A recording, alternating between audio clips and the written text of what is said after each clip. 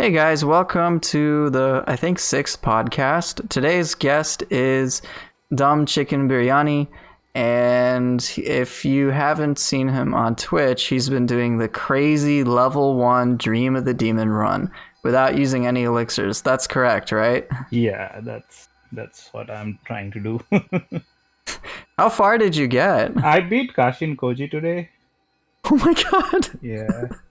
Kashin Go ahead, sorry. yeah, so Kashin was a pain just because of his clones. So finally I just use Osakabe core and it worked. It will kill few of the clones and then I'll be fine. I saw the Mizuki Gozuki fight. How long did that take you again? Like 3-4 hours? Yeah, 4+ hours. You say that so casually. I saw White Goat just put out a video too with that. It's like you two are absolutely crazy. I thought of doing it, but Basara kind of talked me down from it. And I'm like, well, now after I see you and White Goat doing it, I don't really feel the need to do it. I could do it, but I also want to preserve my sanity. How much sanity do you have left? Yeah, that's true. I mean, it's just I'm doing it. That's why I'm doing it. If like it's really not necessary. I mean, It's definitely not necessary. yeah, It's crazy. yeah, And this is coming from me. I did the level 1 run all the way through Way the Nioh for Nioh 1 as well, but this is just different. It's crazy. yeah. I mean, I have a little different challenge than all the other people. Just not using elixir makes me sometimes die a lot because on Kashin Koji fight, I'll try to save myself to the clone phase few like maybe like for 20 seconds or so, and then I'll get hit by some of his black orbs or something, and then I'm not able to take elixir, so I'm never going to heal apart from whatever heal I get from soul cores. That's crazy. So it's basically as if you don't take any damage. Yeah, kind of, Almost. almost. I get crushers a lot on this run. Yeah, I imagine you have to. It's one hit. Yeah, It's either you win or you die. So yeah, you have no choice. yeah, It was the same thing for me against Otakimaru at level 1. It's basically if I got hit, I died. So I did get the Crusher. I think it was on New Game Plus, or I yeah, happened to get the Crusher. But yeah, it's pretty crazy. yeah. But with my main character, I don't get Crushers that often because I play more freely. Yeah, that's the same thing with me as well. Like I don't care about dying or healing. I just want to have like proper flow of fight and know all the enemy moves on my normal level character. Yeah, I've seen your gameplay. I mean, even with the recent ninth combo mat, it was beautiful to look at. I remember when I saw the clip where you did item cancels, used Yoki Soul Core. I thought, wow, this looks really cool. So it was just instantly put in because it was a lot of fun to work with. Just the way that you play is it was different. It's not the same as me where I always spam Epon. That's always the joke that I use Epon and Aberrant and that's it. And I'm a little pigeonholed with how I play. I have this comfort zone and I'm trying to branch out of it, but then I always just go back to Epon. It's Definitely, like Epon is a very good soul code for playing like combos and like the flow is very good with Epon. Like you do a few hits, you take out Epon, and then again you go for a few hits. And in between, if you have to dodge some of the enemy moves, you can easily dodge it. Yeah, I think the biggest appeal to me, so Epon of course has the ability to stagger pretty much anything, which makes it really, really good. But one of the other reasons I prefer it amongst other soul cores is that it's just very quick, and quick animation times are one of the things I like the most. I should probably try experimenting with the Onibi skulls, because those are also really fast, but I've been using things like Aberrant Soul Core, the Aberrant Soldier, for a long time because it's what I really like about it is that when you activate it, it will turn towards the target no matter what way you're looking at, which can help with lots of abilities that have very poor tracking. Yeah, that's true. And What are Go ahead, sorry. and I've seen your gameplay. Like those two gel together in your gameplay are very, very good. Like very neatly, Aberrant and Epon, both of them. Yeah, they help a lot. What are your favorite soul cores that you like to use? Okay, I was using Epon as well and Aberrant. But as of now, I have switched it to. There are two types of guardians I'm using. One is Itokori, I think, Okay. and the other one is normal brute. Any brute I use. So Okay. on the normal brute, I have right now Yokai and Onibi for fire, Okay. and the other one I have like Kiryoki and Umbrella, because those two proc paralysis very easily, and it makes me laugh sometimes. Like I can take out my laugh emote in between after doing like a combo and then using Kiryoki. Kiryoki has like 3-4 hits, so it procs the paralysis because of Itokori Guardian. It procs paralysis very easily, and then the enemy is paralyzed. I have even paralyzed bosses as well. That's hilarious. Yeah, See, I didn't even think about it because Itokori will give yokai abilities. It'll imbue them with the paralysis feature. So yeah. Kiryoki paralyzing an enemy, that just seems really cool. That's a really nice way to deal with a lot of content. It's something I didn't even think of. Yeah, and How did you figure that out? That's really cool. I mean, I was just watching Twitter for some new combos because Japanese players also like they put out combos as well.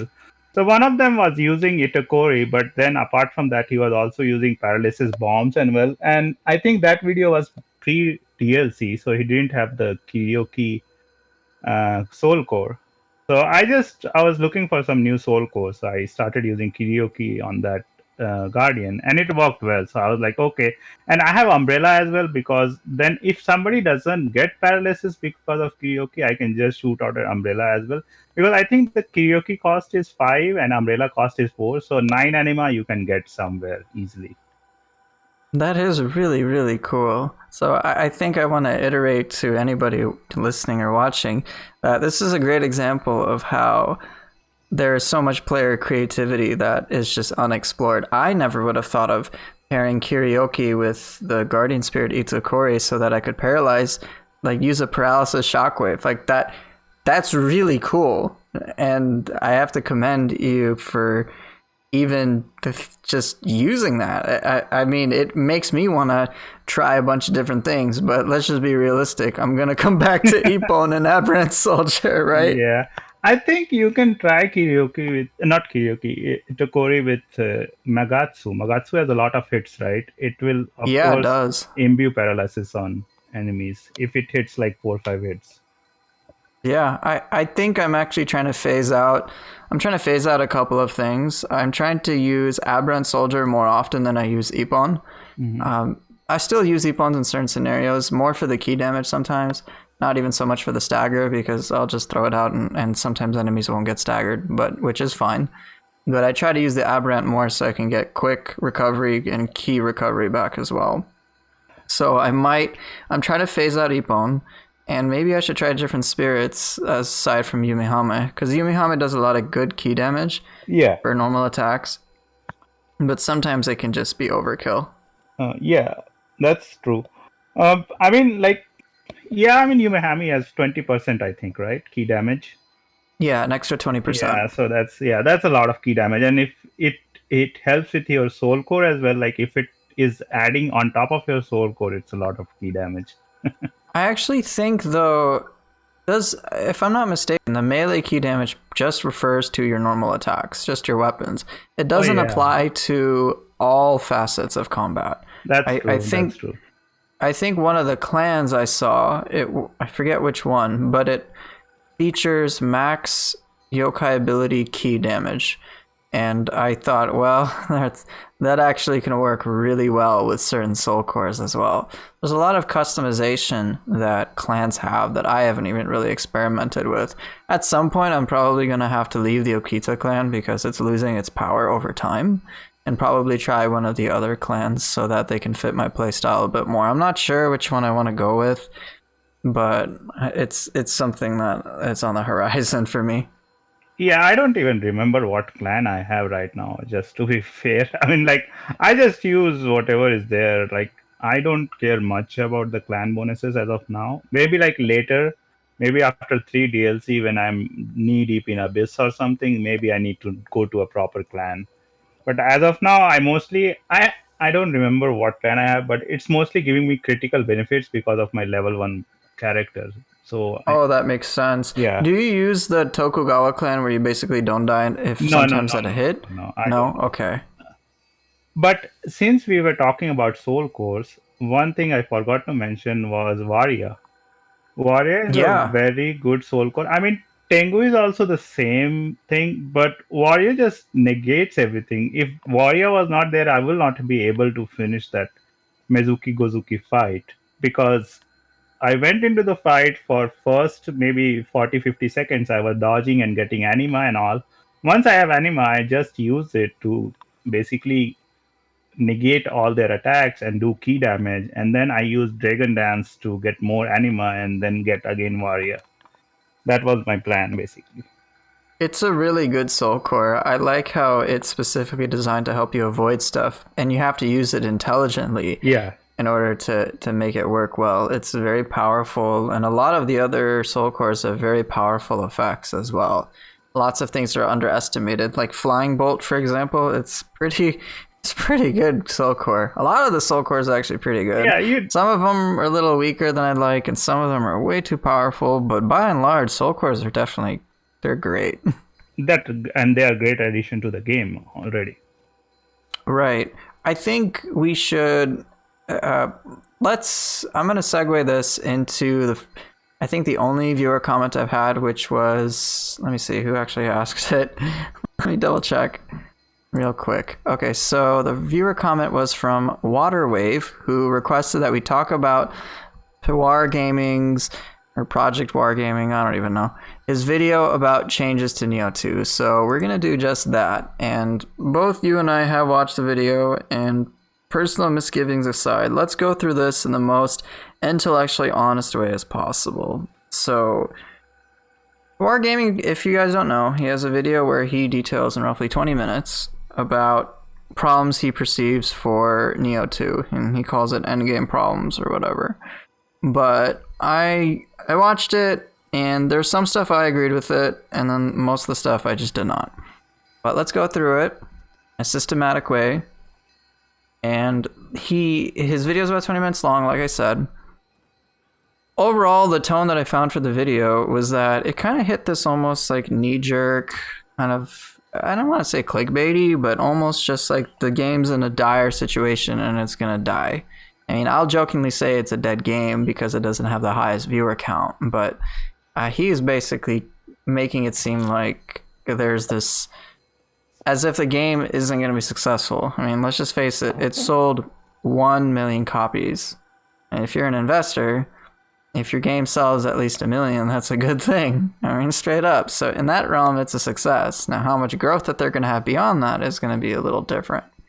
So I personally found him basically trying to portray the game as kind of like dying just because the view count isn't the best. I think that's just not the best way to compare it. If you're the one who's selling the product, all you care about is the money. The game sell? Yes, it did. And then I also personally found that him basically showing, again, view counts, and basically you'd see like quite a few of his videos had a lot of views as well. It just kind of rubbed me the wrong way. How did you feel about just that introductory part?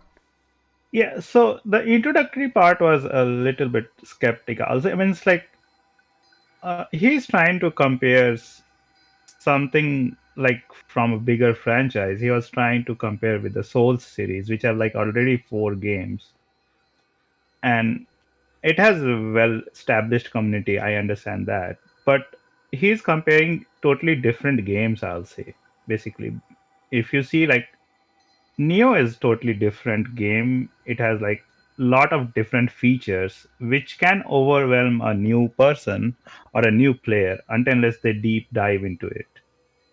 So that's why I was like very off-putting at the start. Only that okay, this game is like less views than Soul series. I'm like, why are we even comparing with that?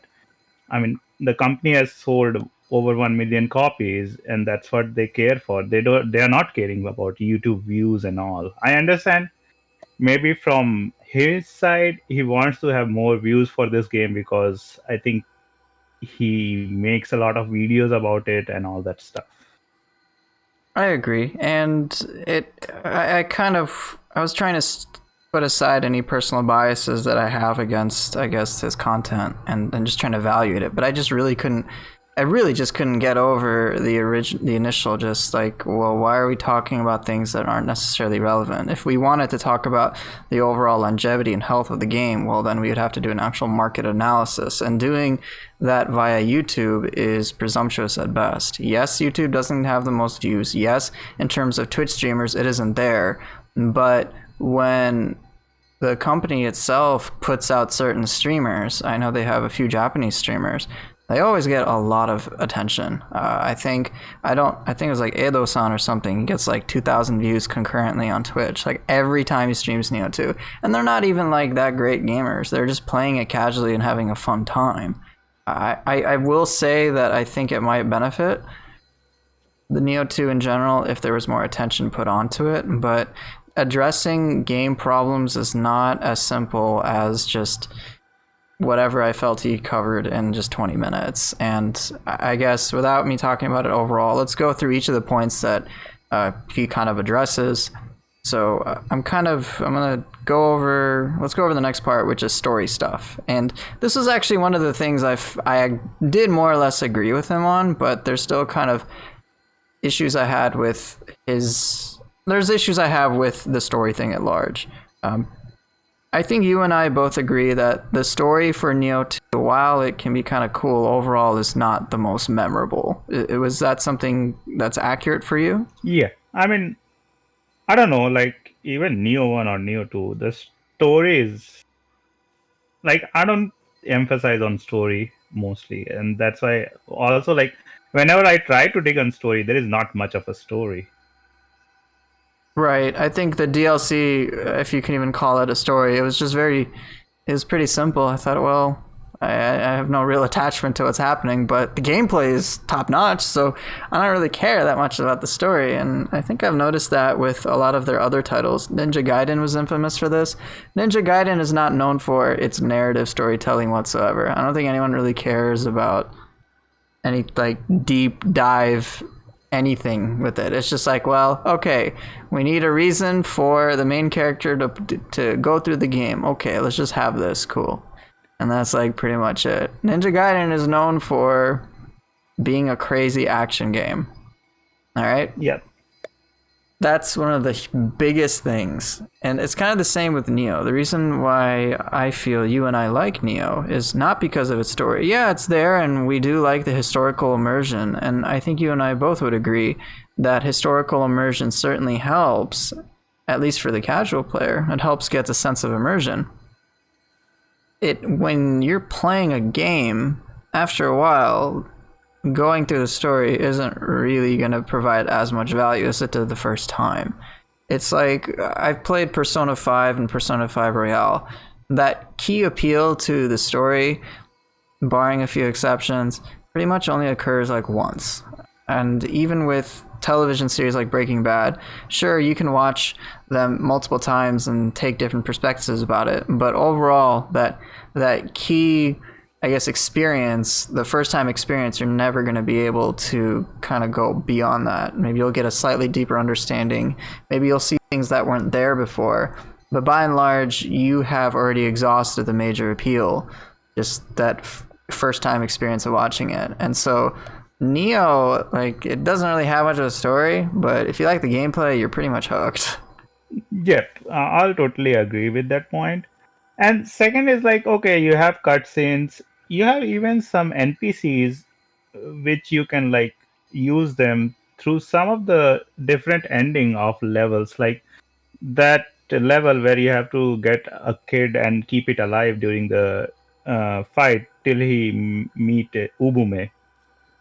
Like, I don't remember that exact mission, but these are few things they have added in Nioh 2, which is fine. Like, they are trying to explore that area, but that's not their like best thing about Nioh.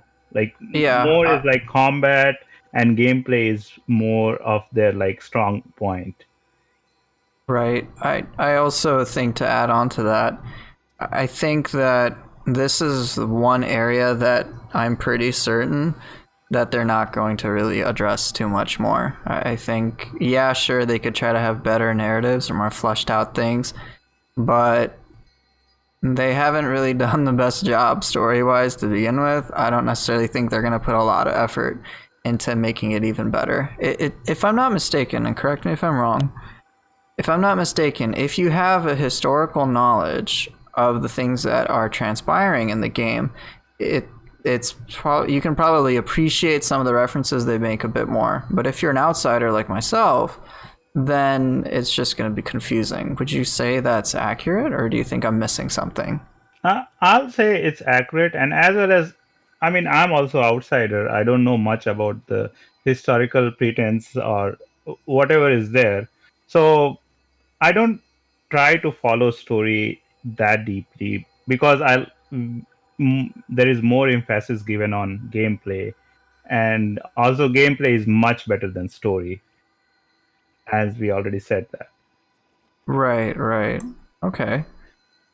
So Well, sorry, go ahead. so I mean that's what I'm saying. Like story is there, and you can follow the story. It's not like a very complicated story, but from my perspective, if I would have more idea about the history of all the Japanese events that happened and what character will be there, I'll be more engrossed in the story along with gameplay.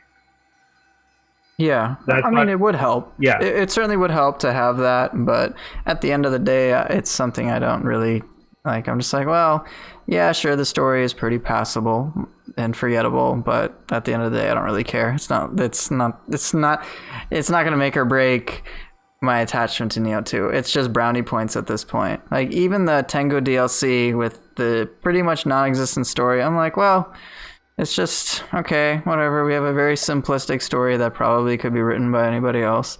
yeah, But you know what? It's greatly overshadowed by how amazing a fight Yoshitsune and Benkei were. And even Umenyudo and Nue. Like, those things were so inspiring, just like fight, and so exciting to fight. I completely like didn't care about the story whatsoever because they were just that good. And that's why I'm excited for the next DLC and the third DLC, because the new stuff that they put in was so cool. It excited me and made me want to play the game even more. yeah, It's just so great. It's just so good. yeah. I'm just going to say, like the way you say, you like to dance in a boss arena where like boss is doing something and then you are doing something, Right. and it's a good dance in Nue Arena and Yoshitsune. Like both of them are very good. I mean, I'll not say Benki or I mean, I'll say Umibozu. I know it's from Neo One. Those are very Yeah, good yeah, yeah. fight, That's but fine. yeah, those are very good fight. But Nue and Yoshitsune was like a top notch. Like they have given the rework on the Nue was very good, and yeah, the Yoshitsune fight was. I mean, I don't have any other words to say, but it's like very good. Yeah, it really challenged me, and it was a good challenge. I don't Even though Yoshitsune is really tough Mhm. and still is very tough for me, he's a boss fight that I would be excited to learn how to no damage and do stylishly at the same time. Yes. He would be one of those projects I'd want to work on because it'd be so satisfying. Same with Benkei. I don't care so much about Umenyudo. Nue I would like to learn eventually how to basically flawless the fight as per me. But it was good. And all of that overshadows any story problems that I have. I wish they did a better story, but let's just be realistic. They didn't do it before. They haven't done it for Nioh 2 base game. They're probably not going to do it for any of the other DLCs. That would probably require them, if they were to go to do it, that would require them to hire a bunch of actors, get people to work, especially now with the coronavirus issues that are across the globe, to deal with that and manage a lot of real people like type things and have a script writer. It would probably be quite expensive for them to do this. It's not as simple as, all right, we can change numbers and change scaling and whatnot. No, they got to hire quite a lot of personnel, and I don't think they're going to do that. But again, if they do, great. If not, well, I'm not going to lose any sleep over it. I mean, the only reason they will try to do it if they had a good DLC sales. I mean, I don't Yeah, know the numbers, but if they have a lot of DLC sales, then they will say, okay, we can invest some of this money in actors and script writers to get a better story or a better presentation of the story. Because I think the story they might have already like said, okay, these are the parts we are going to show in next two DLC, but like this is the way we are going to script it and all. That involves money, and if they have money and they want to invest it, then it's their choice. Speaking of other things they invested in, their music and their visuals are they're really good this time around. I really enjoyed the soundtrack that they've expanded on, and it's just made so many things in Nioh 2 that much more pleasant. Yep, I mean, of course, like this is an upgrade from Nioh. I'll say, like, it's a very good upgrade. And coming back to your old point where you were saying like Nioh or Yoshitsune, you want to style and do a no damage run. Yeah. Yeah, that's like what we want to do at once. I want to do as well, but I'm just waiting for next two DLC to come out, so I have like all the things flushed out before I try to start doing those things. Yeah, it makes sense. Makes complete sense. I'm really happy that there's... So, one criticism that was levied from the whole hashtag fix Nioh 2 thing from that whatever YouTuber was that, hey, they reused Nioh again. I'm like, yeah, they did. Why wouldn't they? I mean, come on. It's part of the whole mythology thing with yokai and lore and whatnot. But the thing is, Nioh from Nioh 2 is very, very different in terms of how you fight him compared to the first Nioh. In the first Nioh, in my mind, he was pretty much just a punching bag. You hit his belly when it's glowing, he's out of ki. Then you inflict confusion, and then he can't do anything the entirety of the fight. And that was it. In Nioh 2, with the way the systems work, well, if you hit his glowing belly, you do a modest amount of ki damage and interrupt him. I'm like, okay, that's a better step. They also gave burst attacks, they gave new attacks, and he's just a faster fight. I'm like, this is actually a good yokai boss, like straight up. Like in first game, I didn't care. I didn't care about him. I didn't enjoy him. And this game, I'm like, yeah, he's great. And I just hope that they continue this trend for all sorts of other bosses that were in the first Nioh. My hope, my personal wish, is that every boss from Nioh 1 gets ported into Nioh 2, just made appropriate for Nioh 2 in the exact same way that they did for bosses like Nioh. If they did that, that would be amazing. Could you imagine fighting bosses like Sonata in Nioh 2 with the Nioh 2 mechanics? That'd be so cool! I don't know what kind of yokai abilities he will do. Or maybe... Oh, yeah, I don't think he'll do yokai abilities, but let's...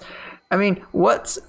You played Nioh once, right? Yeah. If I'm not mistaken. So what boss did you like in the first Nioh that you would be excited to see in the second Nioh? I mean, of course, Sanada, and I think Mysterious Samurai is also one of my favorite bosses. The moves, yeah, I can dance around Mysterious Samurai. I mean, Sanada is still a little bit tough for me, like his AoE attacks, but yeah, Mysterious Samurai is pretty good. So what about yokai bosses? Yokai bosses, if they did Nioh this good, I think they're going to bring White Tiger as well, some way. White Tiger. Yeah. Okay. You liked White Tiger in the first Nioh? Yeah, I mean, he's okay. It's not like, I mean, I know what his moves are, but it's a well telegraphed fight as well. Okay. Anybody else? Just curious. Anybody else? I'll have to think about it. I have not played Nioh 1 in a long time, maybe like 6 months or so. That's a long... Yeah, we haven't played it since Nioh 2 release. Yeah. I would say for me then, while you think about it. So I know they brought back Onryoki, and he's better. He's still more or less kind of he's better. He's pretty much the same as it was in the first Nioh, but I mean, he's fine to me. He's kind of always just been a cookie cutter basic boss. Let's see. I would want to see Yuki Onna for sure. Yuki Onna was a really good fight in the first Nioh for me. So seeing her brought into Nioh 2 would, I mean, I don't know what possibilities they would bring, but it would certainly be really cool to see that. I think another boss, let's see, another boss that I enjoyed fighting. Not in region, I mean, there's Hino Enma, which I know people have speculated. Let's see. Can Sorry, I go ahead. Add to that point? Yeah. Dattashi Jagane in yokai form, I mean... Oh, yeah! Him! Yeah, that'd be perfect! Yeah. I mean, he is a perfect boss in Nioh 1 as well. Yeah, really tough, but really cool, and just a satisfying boss fight to triumph over. Yeah. Yeah. I mean, I'm pretty sure Zelad will love to demon dance all the million things that he's doing, right? Uh, I think, I don't know, Magra's 6-7 hit attack is almost seems like the Tashizagane in a different way. But it is Yeah, what it it, is. it really does. Yeah. Yeah, there's a lot of potential with that. So I do hope that, if not for the main DLC stuff, but for the Abyss, that they just bring back as much as they can. Doesn't have to be everybody, but as much as they can would be really cool. Yep. But all right, let's go back to the PWARGaming video because this is going to take quite a while. So the third point, so story stuff, bottom line, I don't think they're going to get changed. Do you think they're going to really change it that much? No, I don't think so. Of course, with coronavirus and all, maybe they wanted to have somebody to go through script and do some acting, but with this COVID thing going on, I don't think they're going to work more on story things. Okay.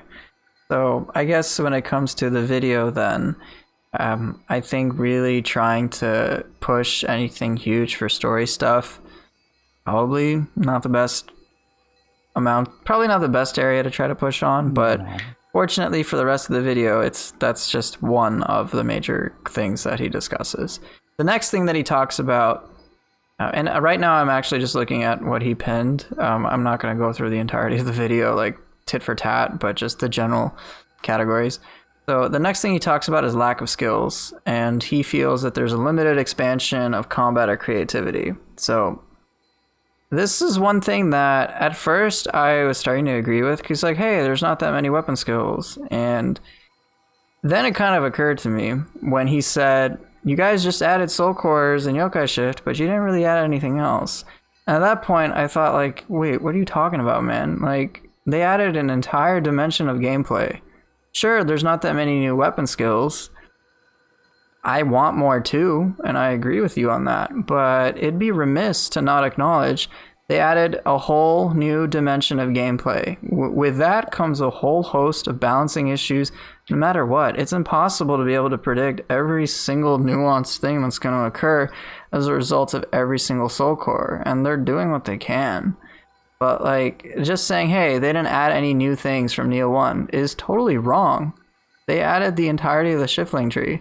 Yeah. They added so many soul cores. And we were just talking about this, and you were just talking about this before with the karaoke and the paralysis stuff. Like, I didn't even think of that. That's so creative. That's so cool. And then you said, hey, maybe you could try Magatsu with the paralysis as well. I'm like, I didn't even think of that. And you were just talking about it. Like, that's so cool.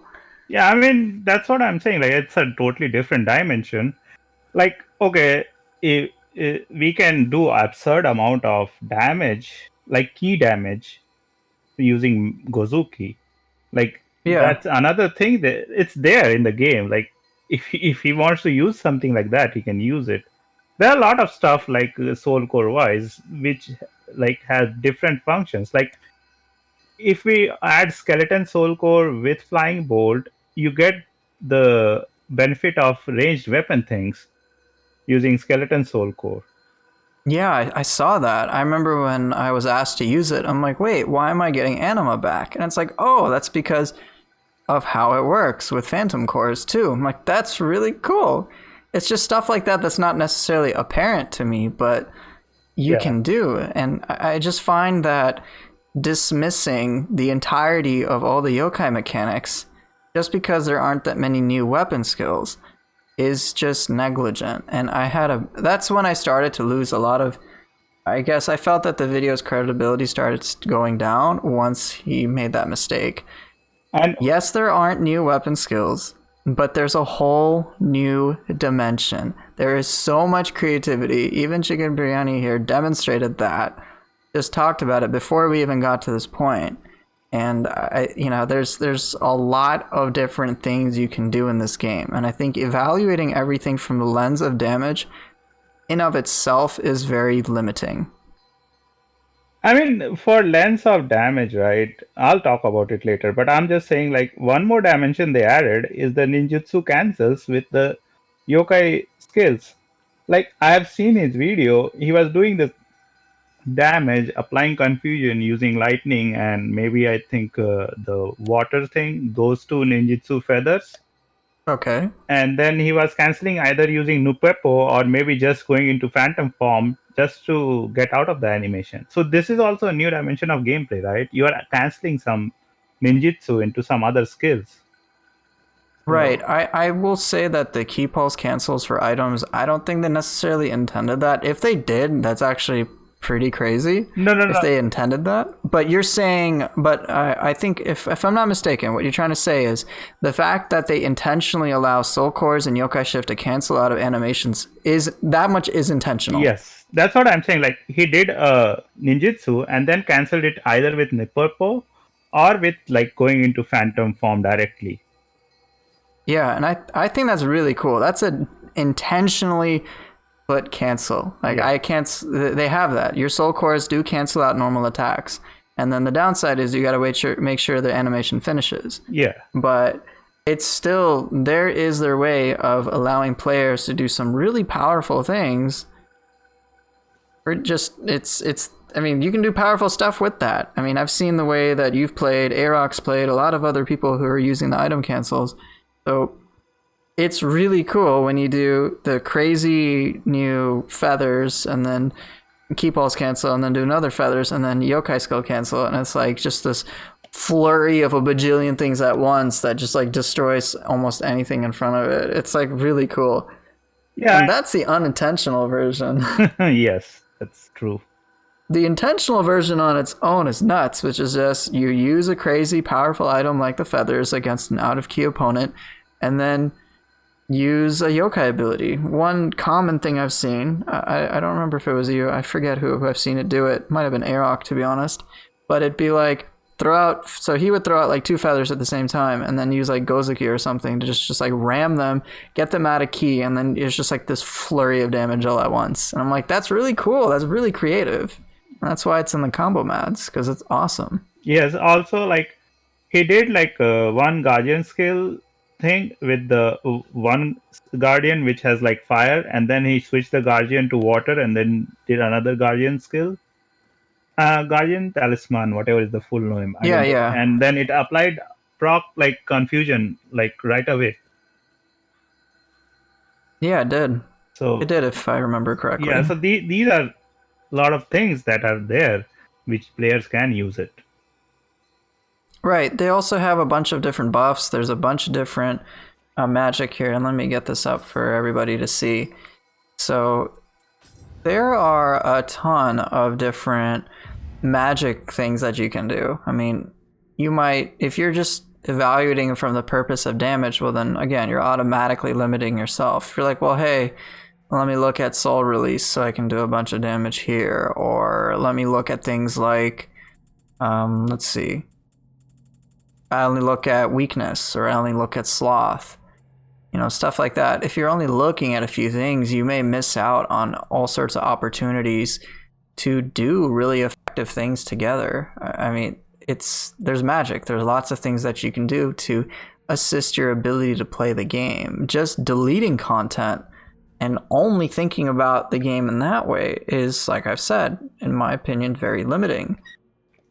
I mean, you can have Gust and Shockwave both at the same time on you, like Saito Toshimitsu does it. Like at every key pulse, he has a Shockwave, and you can't hit him with a projectile. So that the same thing can be applied to you.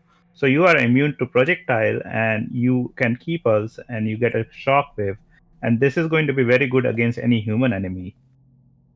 But I'm just giving you more options. Like there are a lot of options in this game. That's what I was trying to discuss. Yeah, there are all sorts of options, and it's really, really, really cool. It's just there's so many things that you can do. I mean, like it's Shockwave and Gust Talisman, right? So yeah, after every key pulse. Yeah, there are two different talismans. Yeah, Shockwave Talisman, which is this one that I'm showing on the screen.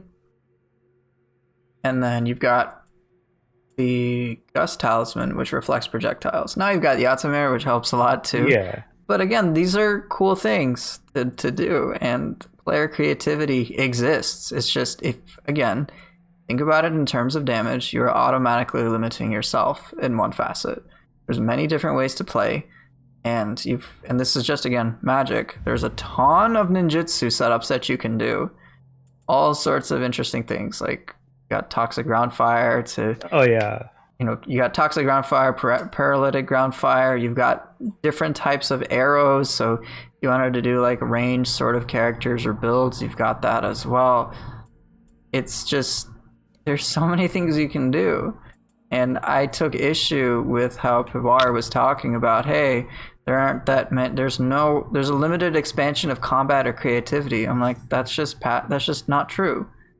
It's not true at all, because they've added more options. I mean, I'll just say, like, about his point, he wants to have, like, his channel is mostly high damage builds or one-shot builds. And I understand all the community is catering to it. Needs, like, okay, I need to one-shot this boss anyhow. So it's just like, it negates the purpose of a game, right? I mean, you will be bored, like, within 5 minutes if you are one-shotting enemies. Yeah, everything. Like, absolutely everything. And Team Ninja, I think when they went into demon difficulty, I think the normal enemies still have the same health pool and key pool, except the red enemies, because they have curse, so they have extra key and extra health. But bosses have even more health and even more keys. So they just want to make sure if you have reached demon difficulty, you don't need to one-shot everything. You can show some skills now.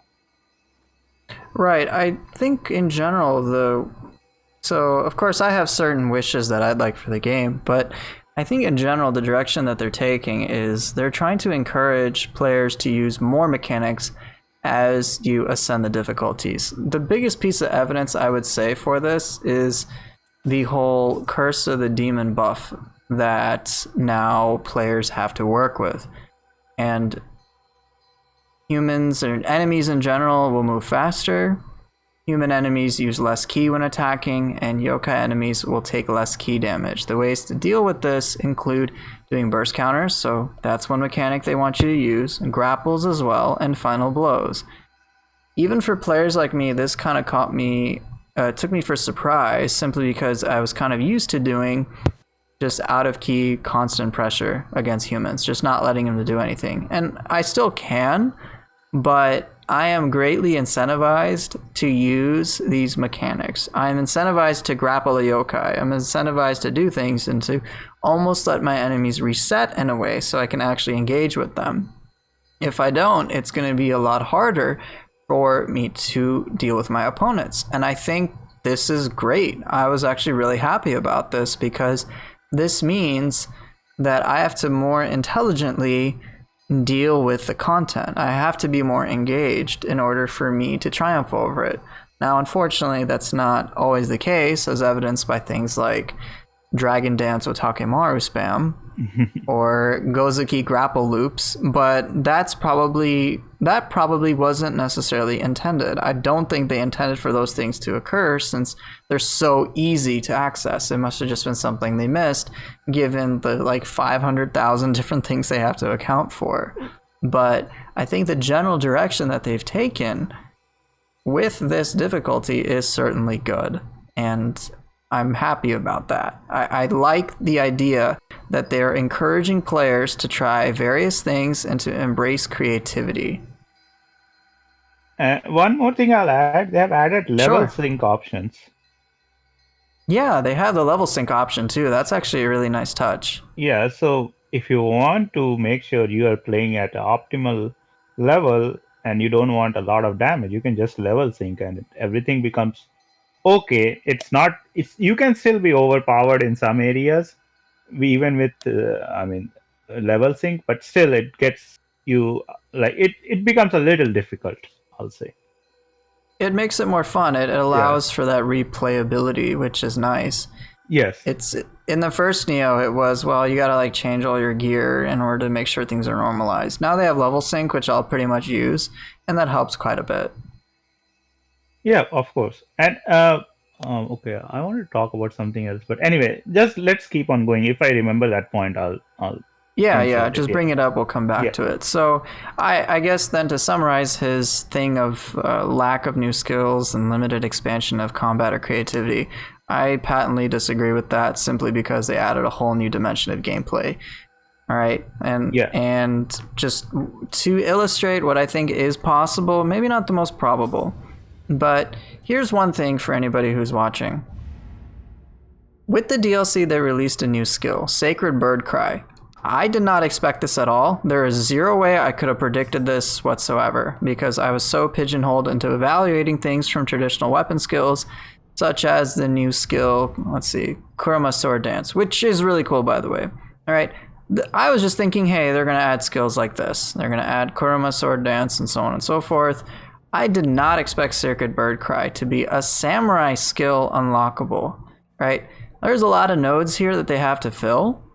Yes. So it's entirely possible we'll get more Soheimaru moves.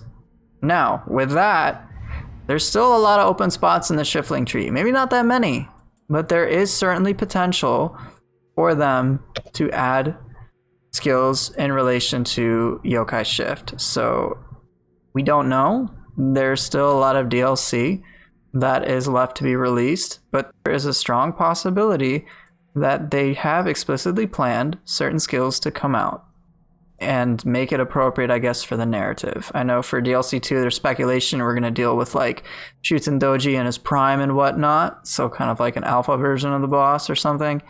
And maybe we'll get like corrupted guardian spirits or something like that. And so maybe with that theme, they'll add Shiftling stuff.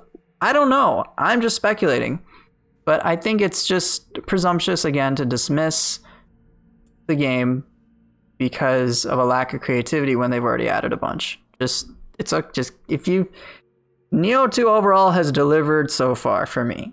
I think it's not out of expectations for it to continue to deliver. The DLC one, while it didn't satiate everything I'd hoped for, was still a step in the right direction. And I think that's how we need to treat the game overall. These game devs know what they're doing far more than I do, PWARGaming does, or anybody else. It's their job. I'm just a YouTuber. He's just a YouTuber. We're just putting our opinions and we're just people. For them, it's their livelihood. They're working on this. So just give them a bit more credit. I think they're doing a good job overall.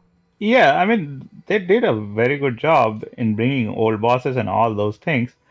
I'll say one more thing is like, who knows what they have planned in Yokai. I mean, you already said that, but let's say like living weapon form that we had in Nioh 1, where you will get a different move set, not like very different, but a little bit different move set based on your living weapon.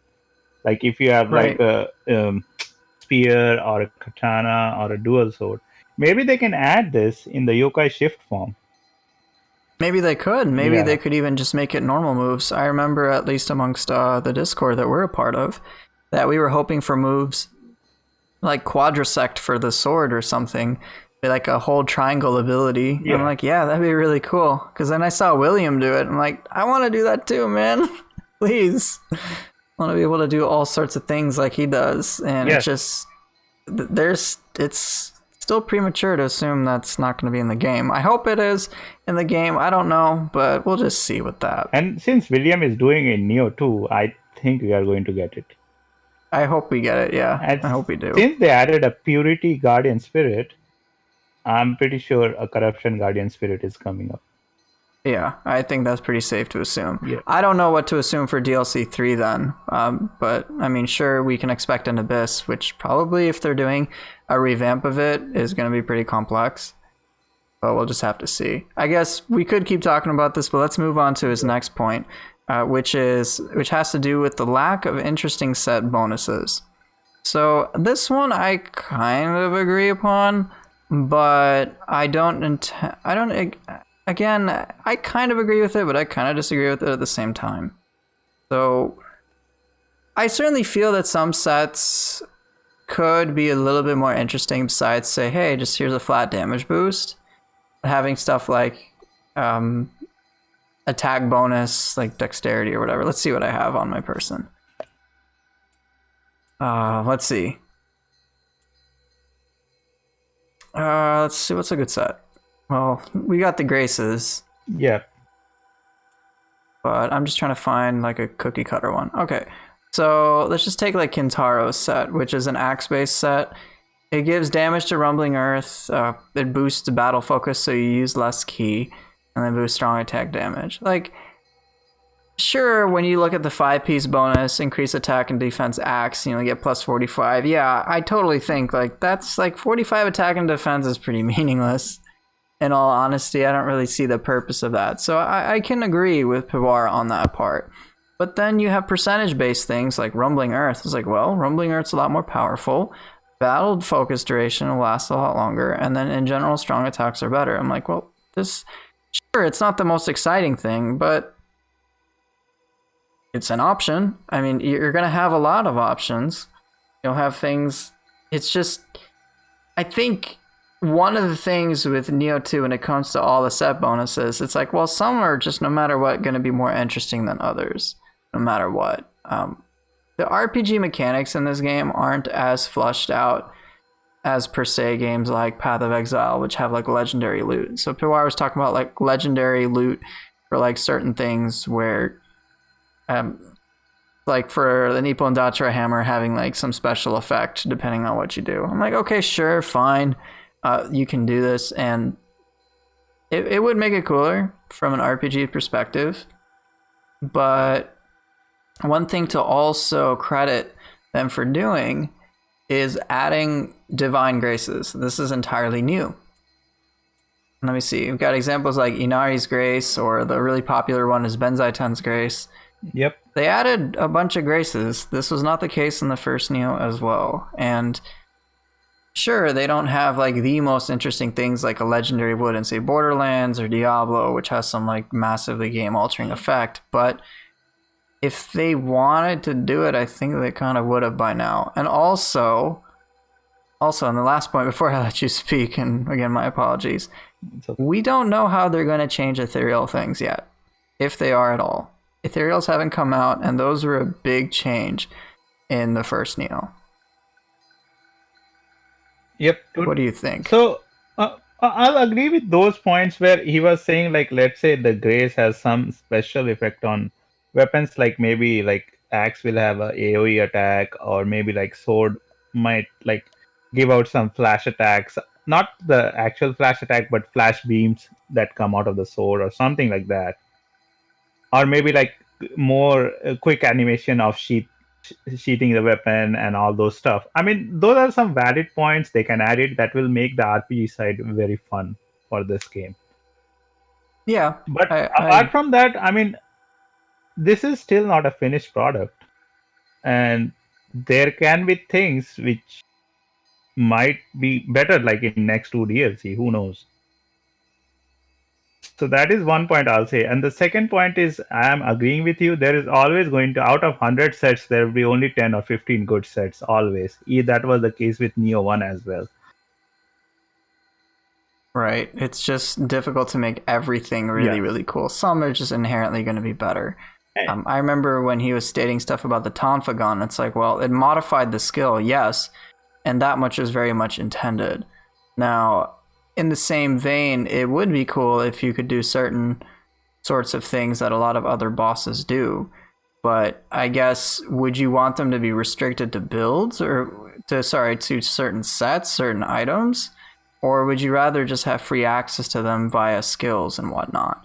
And again, making that type of decision can be difficult because let's say, for example, let's just take the example of, I think he used Obsidian Samurai, like the lightning explosion or whatever. Let's say you get that for using a certain skill. I mean, that's cool. Don't get me wrong, It is cool. But then I would have to make sure to use that specific weapon at all times in order to have access to that. Me as a player, I'd prefer to be able to do that without having to use a specific weapon. So it's kind of like a double-edged sword. Yeah, it would make loot more interesting, but at the same time, it could be frustrating for players who don't want to use that piece of loot. It'd just be frustrating because, like, hey, I have to use this axe in order to get this effect. I wish I could get this effect without having to use a specific axe and stuff like that. It would make RPG things more meaningful. I'm not going to disagree about that there, but also it's a trade-off. And it's, again, a tricky decision to make. Do you want to have that trade-off? Or do you want players to be able to access everything in any which way, shape, or form? And I don't know what direction they're going to take.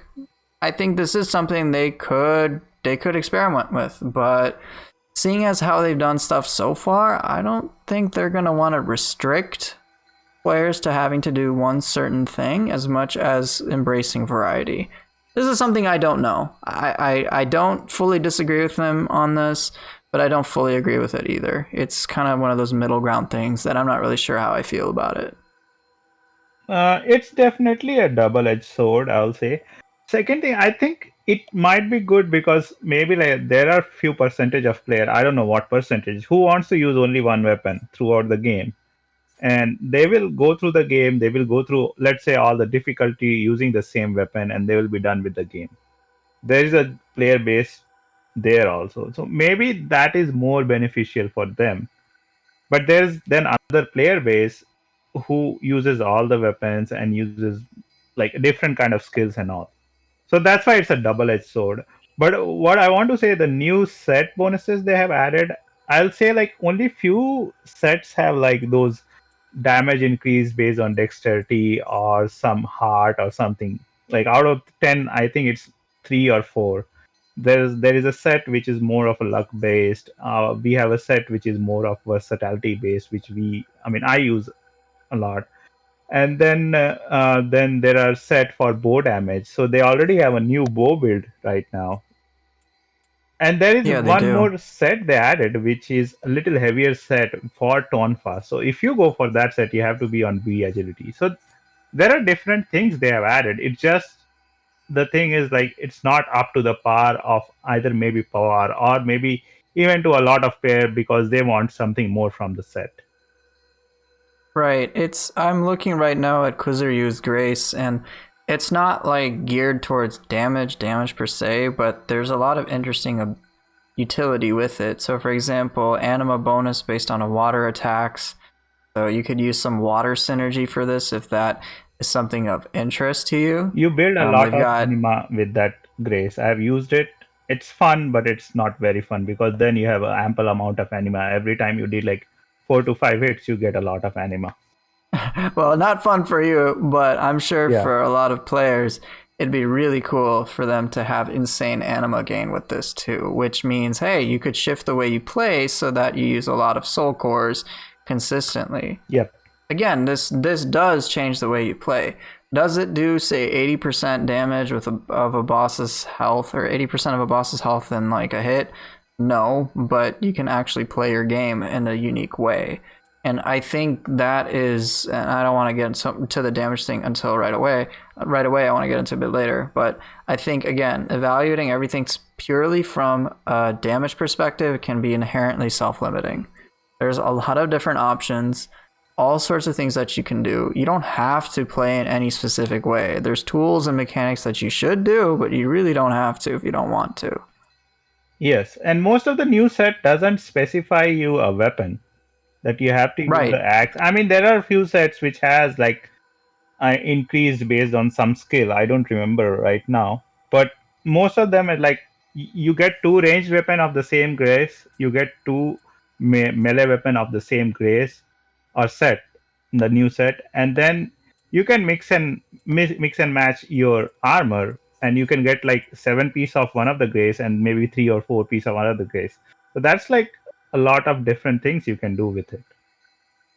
Right. I'm right now looking at ranged weapons, and I know the most popular grace is Benzaiten simply because it offers that buff of versatility. For those of you who don't know, versatility encourages you to use different active skills, and if you do so up to a maximum of 9 different ones, then you'll get a bunch of damage boosts up to 60%, which is really huge. So most builds that I've seen that focus on damage will pretty much just get this. I'm like, well, of course. You can still clear content without doing top tier damage. And That's the thing. And for versatility, grapple counts as a skill. Your yokai burst count as a skill. So getting 9 skills is very easy. Yeah, it's within a really short not that amount of difficult. time. That's why I'm saying, like, even if somebody is using that, he's getting like 60% damage pretty quickly. I think I saw Arok put out a video where he did 9 different skills in like 15 seconds. Yeah. I'm like, that's really quick for on-demand 60% damage boost that lasts, what, 45 seconds or something? 40 seconds, Like, I think.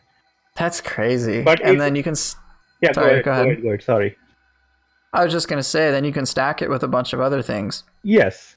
Just destroy things altogether. Yeah, So, like, then you have that if you keep at 7 stack, then you have 40 seconds for the next 8 stack. So you just don't need to do any new skill till 30 seconds, and you do another skill, you're gaining. So you can keep the stack till 7, and then 8th, and then 9th. You have like almost 120 seconds, which is 2 minutes, which is more than enough for any boss fight. yeah, pretty much. And on top of that, whatever other buff you are going to add. Right, which is really crazy. Yeah. That's the thing. I mean, I've demonstrated how Otakimaru Dragon Dance alone, I melted Yatsuno Kami in 30 seconds. Like, just doing those two things together. Dragon Dance, Otakimaru, and just back and forth. And it just didn't stand a chance. There was nothing it could do. And I didn't even have, like, crazy top tier rolls or buffs or anything. It was just, I'm just going to do these two things, and then it's just going to die. Yeah. I mean, if you want to go in that direction for buffs, no, not buffs, just damage, you can just use these two and you are done with your bosses pretty easily. You don't even have to worry. Right. So, again, and I'm just going to keep saying this, evaluating the game strictly from a damage perspective is very limiting. Yeah. I guess let's move on to the next point, because I think all of us are kind of on the same page, or both of us are on the same page about the set bonus stuff. And Yeah. basically, it's a double-edged sword. It could be really cool, but then for players who may want to say, like, let's say they're an axe player, and let's say there's an ethereal that has a really cool properties that they really want to use for their character, but it doesn't have like the modifications that, say, Obsidian Samurai's axe is going to have with like a lightning explosion or whatever. Let's say they want to be able to use both, but that's currently occupied by their other weapon slots. Like, what are they going to do? It's going to feel pretty crummy. It's like, oh, I really wanted that, but I have to trade off, and I got to use this option that I think is better. And so that's why I kind of think that maybe, while it is certainly appealing to have cooler legendaries, I think in practice it can kind of be problematic. So this is something that's kind of out of my expertise, out of my depth. This would be something that I trust that the game devs will ultimately decide what's better. Yes, I mean, we can only discuss about it, but we don't have any concrete thing to show or do, because it's not in our hand, first of all, and second of all, devs have more experience in making these games, so they know what to do. Right.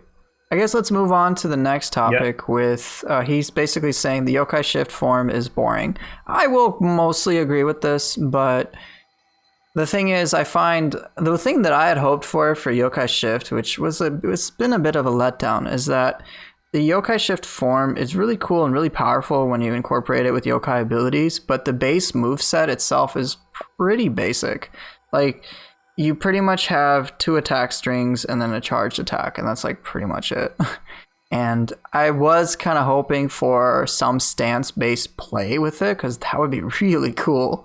Now, that's what I hope for, in all honesty. Like, there's a difference between being in mid stance or low stance or high stance. I think that alone would be pretty sick.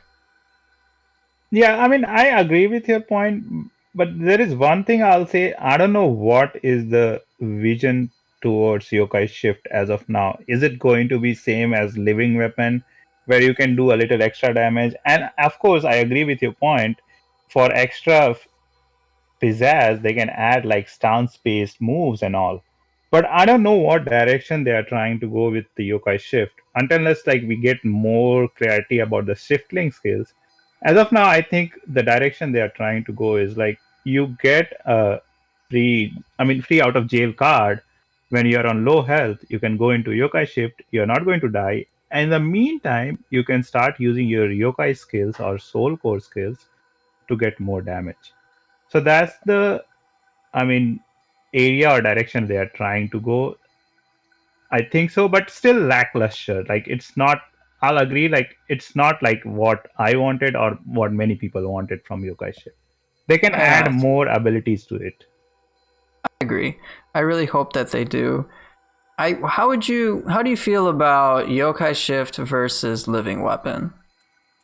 Uh, Which one do you prefer? this is a wrong question you're asking to me. So Well, I, let's not think about it in terms of power level. I think let's just think about it in terms of design, because of course in Nioh 1, one of the common things that I remember was just like living weapon spam to yeah. basically negate playing the game. But I meant just as in terms of how interesting it was, not just hey it destroys everything, but do you find living weapon more interesting in terms of just design, or do you feel that Yokai Shift is more interesting? I think living weapon is a little more interesting with because you have your weapon skills with it. Basically, Okay. whatever you're wearing, like either spear or katana or an axe, I mean, you have your own move set with the living weapon. Here, Yokai Okay. Shift has only three move sets, either brute or phantom or feral. I see that. So I guess then maybe because I forgot about there being specific sets or specific things for each weapon choice that you used. So I guess then what do you think would be a cool way to modify Yokai Shift then? Because I talked about hey maybe some stances, but do you think there should be a difference based on what weapon you're using, and if so, how would that play out? I mean, okay, right now they have added the animation, different animation because of different not guardian, but the different forms. Like Phantom is a kind of a hammer animation, if you say, like, and Okay. then Feral has like kind of dodge, like you can dodge mostly and do a charge move or like just do other moves, and that Phantom has more like a needle or piercing based moves, I'll say. Maybe like apart from this, whenever you go in yokai shape form, you can choose like before even going into mission if you want to use it with weapon specific, or you want to use it as it was like it is right now, I'm saying. That can be like an added benefit. Like before you go into mission, whatever you're selecting, you can select, okay, for this phantom I need to have my weapon specific and stance based moves with the yokai shift. But maybe like if you have two guardians, so maybe for phantom you choose that, and for brute you choose like I just need the brute counters, like the brute hammer moves. that Okay. that area can be explored a little bit by team ninja. I think that may be a better way to do it. Okay. It certainly seems pretty complex the more I start talking about it with you. It's just, well, do we want weapons to play a factor into it? Do we want like a half yokai shift form versus being a human? It's like, well, now this is a whole discussion about how to design just this one category. But I do think overall, though, there could be more interesting tools. I don't know what they would be, but that's something I would hope for. I think they are probably going to add some relevant stuff in DLC 2, especially since we had purity-based guardian spirits in DLC 1. So I think in DLC 2 they'll have corrupted-based stuff. And we can't even level up our guardian spirits yet, which I'm pretty No. surprised by. So maybe that's on the horizon as well. I don't know if they're going to bring that back, but it would be nice for certain soul cores anyway. Or sorry, certain guardian spirits. Yeah.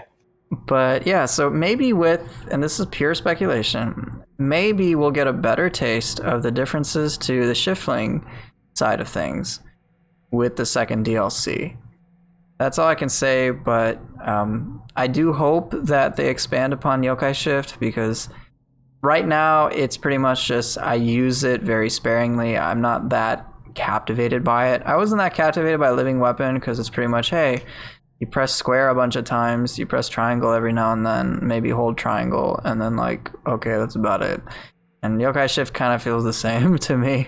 Yeah, and But also you can dodge in between, that's it. yeah, and that's pretty much it. At least you can use soul cores and stuff like that, but it's like, well, it's not that inspiring. I I think, sorry, go ahead. Go ahead. I was going to say that my hope for Yokai Shift, so if I had a vision for it, it would be that it would kind of just be just a power, a burst, just like kind kind of like your source of burst power, burst damage. I didn't want to say burst attack because that makes it different, but just you want a quick source of burst damage, pop it, your ultimate form, do a bunch of crazy things, and then once it's out, you gotta wait a while to get it back. So kind of like how in other MMOs you would have, like World of Warcraft, for example. I used to play Warrior, and you would have a bunch of crazy damage you could do, but you'd be like for 2 to 5 seconds or whatever, and then you'd have to wait like 45 seconds to be able to do it again. And I was kind of thinking, I kind of imagine Yokai Shift would kind of be like that. You summon a whole bunch of power for a short period of time, and then you gotta wait a while before you can do it again. And then that was pretty much it. You know what? But yeah. You know what I was thinking? If they had enough money and enough resources, whenever you go in Yokai Shift, you can do 3 Soul Core moves, but they will be a little supercharged version or maybe a different animation. Same damage. That's really cool, actually. That's a really cool idea. Yeah, same animation. No, different animation, same damage. And you can only do 1 Soul Core move at a time. Like you can do 3 Soul Core moves within 1 Yokai Shift phase. That's it. And if you get hit, of course, that Yokai Shift bar will decrease. But if you don't get hit and you have 3 Soul Cores, you can use all 3 Soul Cores one time within that period. And those will come out in a different animation, super animation, but same damage. I don't want to increase more damage. Well, we'll get to the damage bit in a bit, but that actually gives me a cool idea. So, in keeping with the theme of being a shiftling, so what if all the yokai abilities that you use act as if they're in the Dark Realm? So, Kasha's soul core in the Dark Realm produces blue flames, right? Yes. Normally it's just regular flames, but what if in shiftling form, in Yokai Shift, it produced blue flames no matter what? So you don't have to be in the Dark Realm to get the Dark Realm benefits for your soul cores. That could be an interesting idea, perhaps. Yep. And that would kind of fit. It's like, well, you're doing I think it fits thematically. So that could be something that they could do at the very least. Yeah. Maybe that with some stance-based play could make it really cool. Yeah. Just something. That's what I hope for. We are just speculating. I don't even know what they're going to do. But yeah, these are some cool ideas. Right. There's something they could do a bit more. And again, this is something that I don't entirely disagree with PWAR on. And I don't think you do either. No. But yeah, it's something I hope they expand upon, because I do want pretty much every single mechanic in this game to be as interesting as possible, and I think Yokai Shift kind of missed the mark. Yes, true. It doesn't have all the pizzazz that we needed, or all the exclusive things that we needed, maybe. Right. I think I only use it for like finishers on bosses. I'm like, okay, I want the cool grapple animation, but you see the grapple animation. Yeah. Like 50 times, it's like, okay, it kind of gets old. Yeah, true. Except the chicken bone. The chicken bone, because it's so hilarious. We have to give respect to chicken bone. It's the best animation, I think, there. Yes. All hail the chicken bone.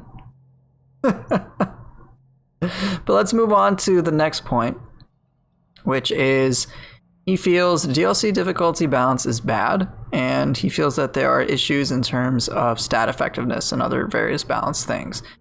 What I'll say to this is that I do feel that certain DLC things are overtuned.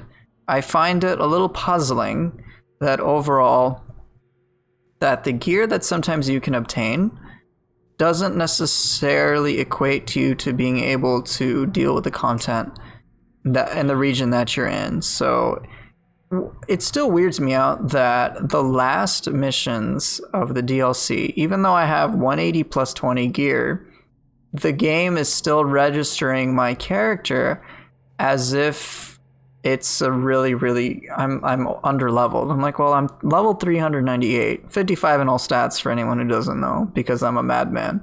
But I'm basically max level, and I have maximized like item level gear, but the game is still registering me as almost being under leveled. I'm like, why? Like, this is weird. I would assume that once I get past the mission level, and I've geared up pretty much as high as I can gear up, that I should be able to at least be normal to the game. Like, the game should just read me and think, okay, well, you can probably reasonably get through this. But the fact that I have 5 graves despite all of that is just a little perplexing. So I do think they do stand to rebalance the game a bit. In my opinion, I think that the bosses like Yoshitsune and Benkei and whatnot, that their ki and their HP pools are a little too high. It still takes a while to deal with them almost no matter what. But aside from that, I think overall it's pretty decent.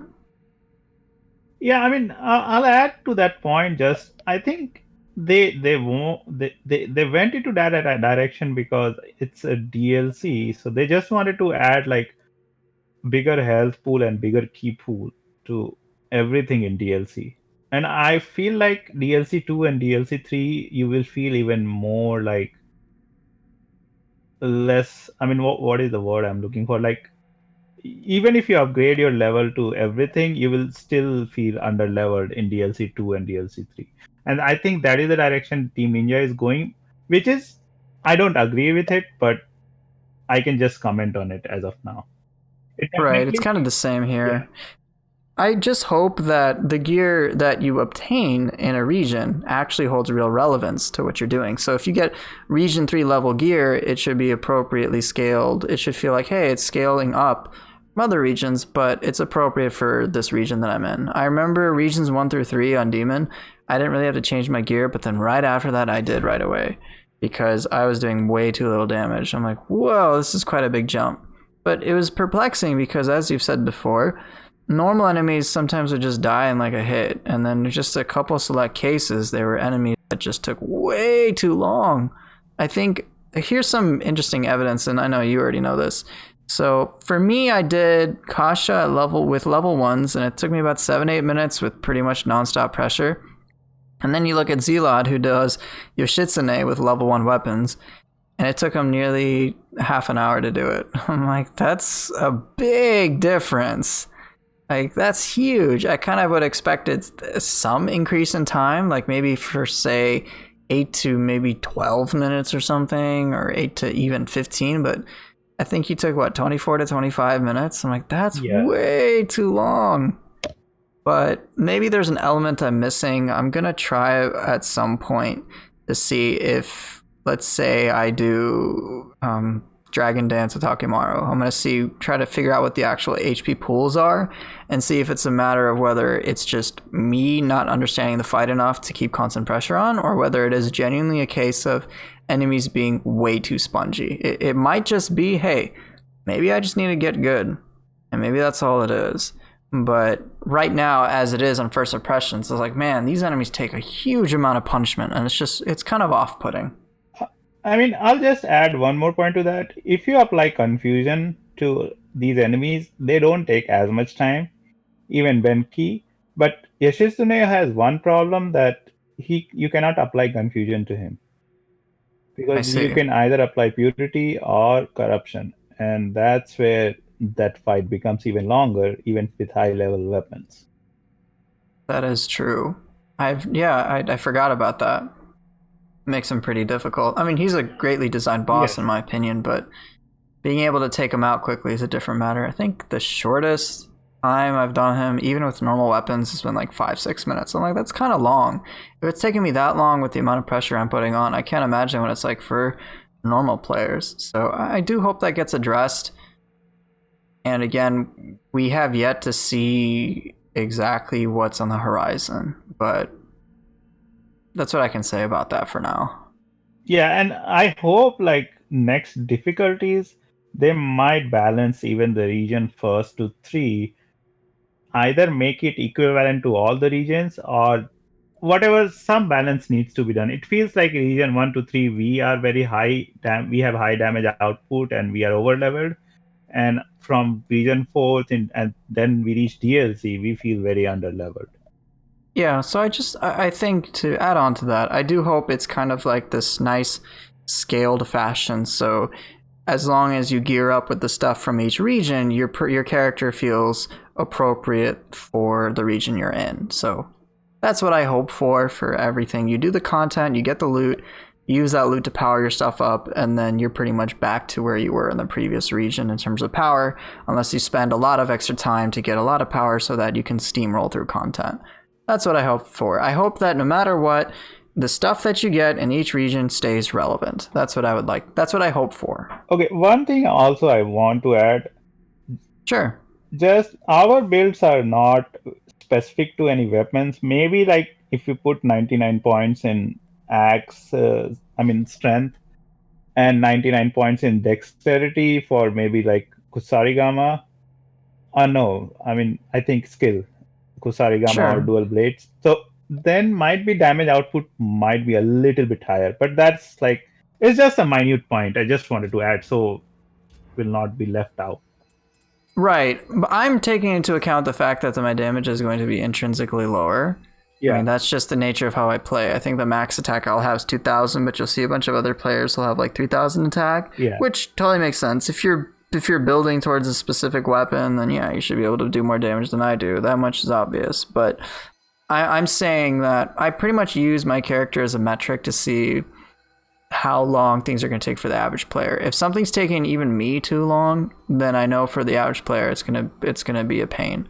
So that's why I feel that the DLC kind of needs to be rescaled a bit.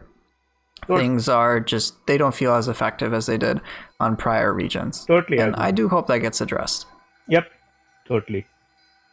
And then to piggyback off of the main topic, he goes into a discussion about 3-player co-op.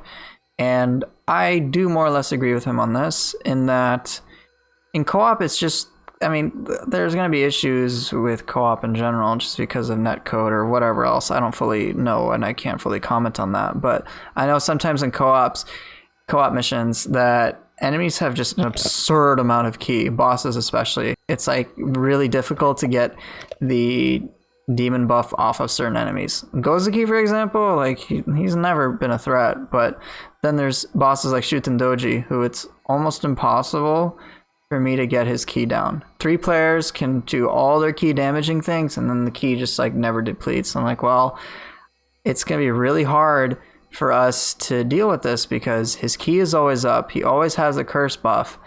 And we want to go for a grapple, but we can't no matter what we do. Even if you have like triple Gozuki and a bunch of Dragon Dance with Masterful Slice on it, you're just not going to be able to do it. Their health pools are also pretty crazy, at least on 3 players, so I do hope that gets addressed as well. I don't know. I have like mixed opinions. I feel like it's Sure. a 3-player co-op. I feel like they are supposed to have that much ki and that much health. I don't know. Like that's fine. That in 2-player co-op they seem very manageable, but I feel like when it's a 3-player co-op, bosses are either like only concentrating on one person at a time, so 2 of them are doing some damage. It's a little extra, I understand, but I feel like it's okay for 3-player co-op. You feel it's balanced. Okay. Yeah, I feel like it should be like that for 3-player co-op. Else it's not fun to have co-op. Like, why you are doing a co-op? You're just trying to have fun, right? And if you can last longer in the enemy fight, it's more fun. At least for me, I'll say. No, I totally understand that. It's like turning a normal boss into a raid boss in any massive multiplayer game. Yeah. And obviously, you don't want the enemy to die in like 30 seconds when all 3 of you are wailing on it. Yeah. I think I'm just of the opinion that if, let's just take the example of Dragon Dance Otakemaru spam, all right? So let's just say as a baseline, single player, 30 seconds, all right? Now with 3 players, in my mind, if all 3 players are doing it at the same time, 30 seconds would be really quick regardless, so maybe make it like, I don't know, it's a minute and a half maybe, or like a minute or something, or some almost exponential sort of thing to it. Just taking 30 seconds doing the same thing and having it be the exact same experience might be a little shot, but I certainly wouldn't want it to take like 3 minutes, like 6 times as long if we're doing the exact same thing. I see your point about, well, you don't want to just destroy content, but I feel like at the very least that sometimes in certain cases for 3-player co-op, it just takes way too long and way too much effort. Like there's nothing I can do. It's just a matter of, all right, kill the boss before he can kill all of us. And it's just this big war of attrition. That's how I see it anyway. I will agree to that point. At least it takes a little longer, but I think mostly 3-player co-op is about more fun. That's why I'm coming from that direction. Okay, give boss a little more extra key and extra health, so 3 players can have fun for a long time. Especially if you're friends. That's the Yeah. one thing I've noticed. When it doesn't really matter if you're with friends, it's like, who cares? We're just like all playing this for fun, and that's pretty much what happens in the Discord with all the jokes that I see in the co-op. Yeah. But I know if you're playing with the randoms, it's a different story, which is weird because if you're doing random co-op, like it's just not as fun because reasons. I think second reason why Team Ninja wants to add more key and more health in 3-man co-op, they don't want people to be carried away. Let's say I have 2 friends, we are like very high level and all, and my one friend is still stuck at lower levels.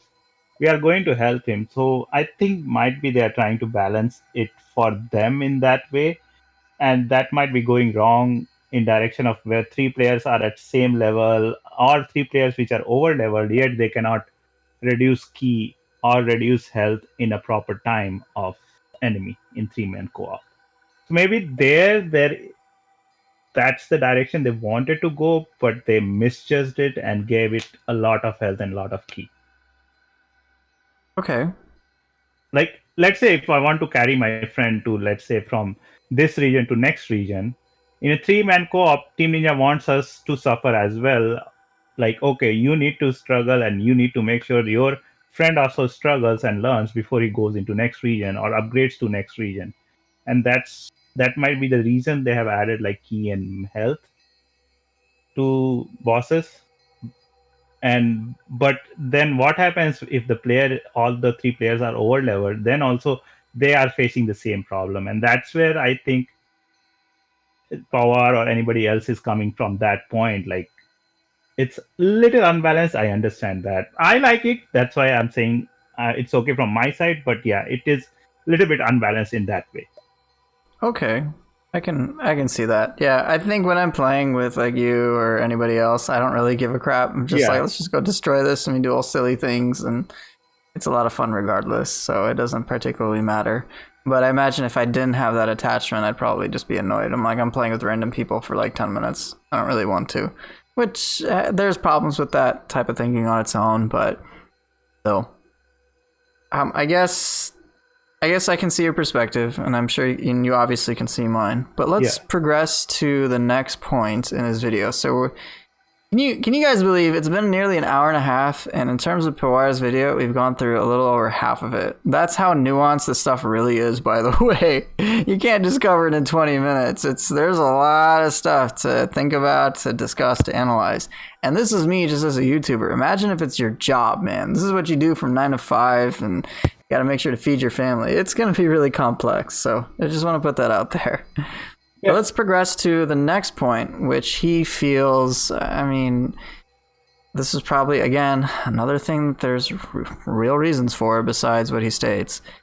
They potentially held back new scroll changes to pad content. They had 5 months to put it in, but took an additional month post DLC to add it.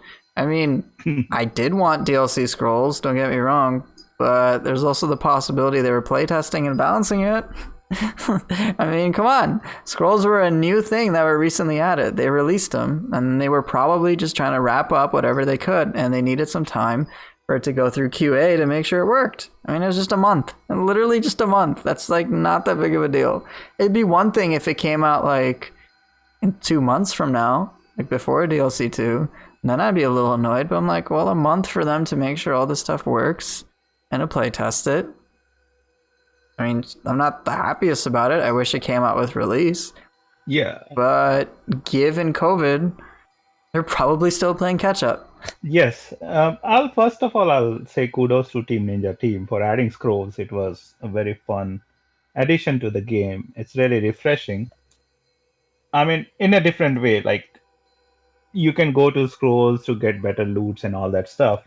But the only thing I'll say, they had to use like a month to add DLC scroll just agreeing to your point, they might be doing testing from DLC scroll side. They don't want to have a lot of bugs because they are putting some different enemies in different kind of environment. Like Nue is in the Umibozu stage where there is no walls and he has to jump.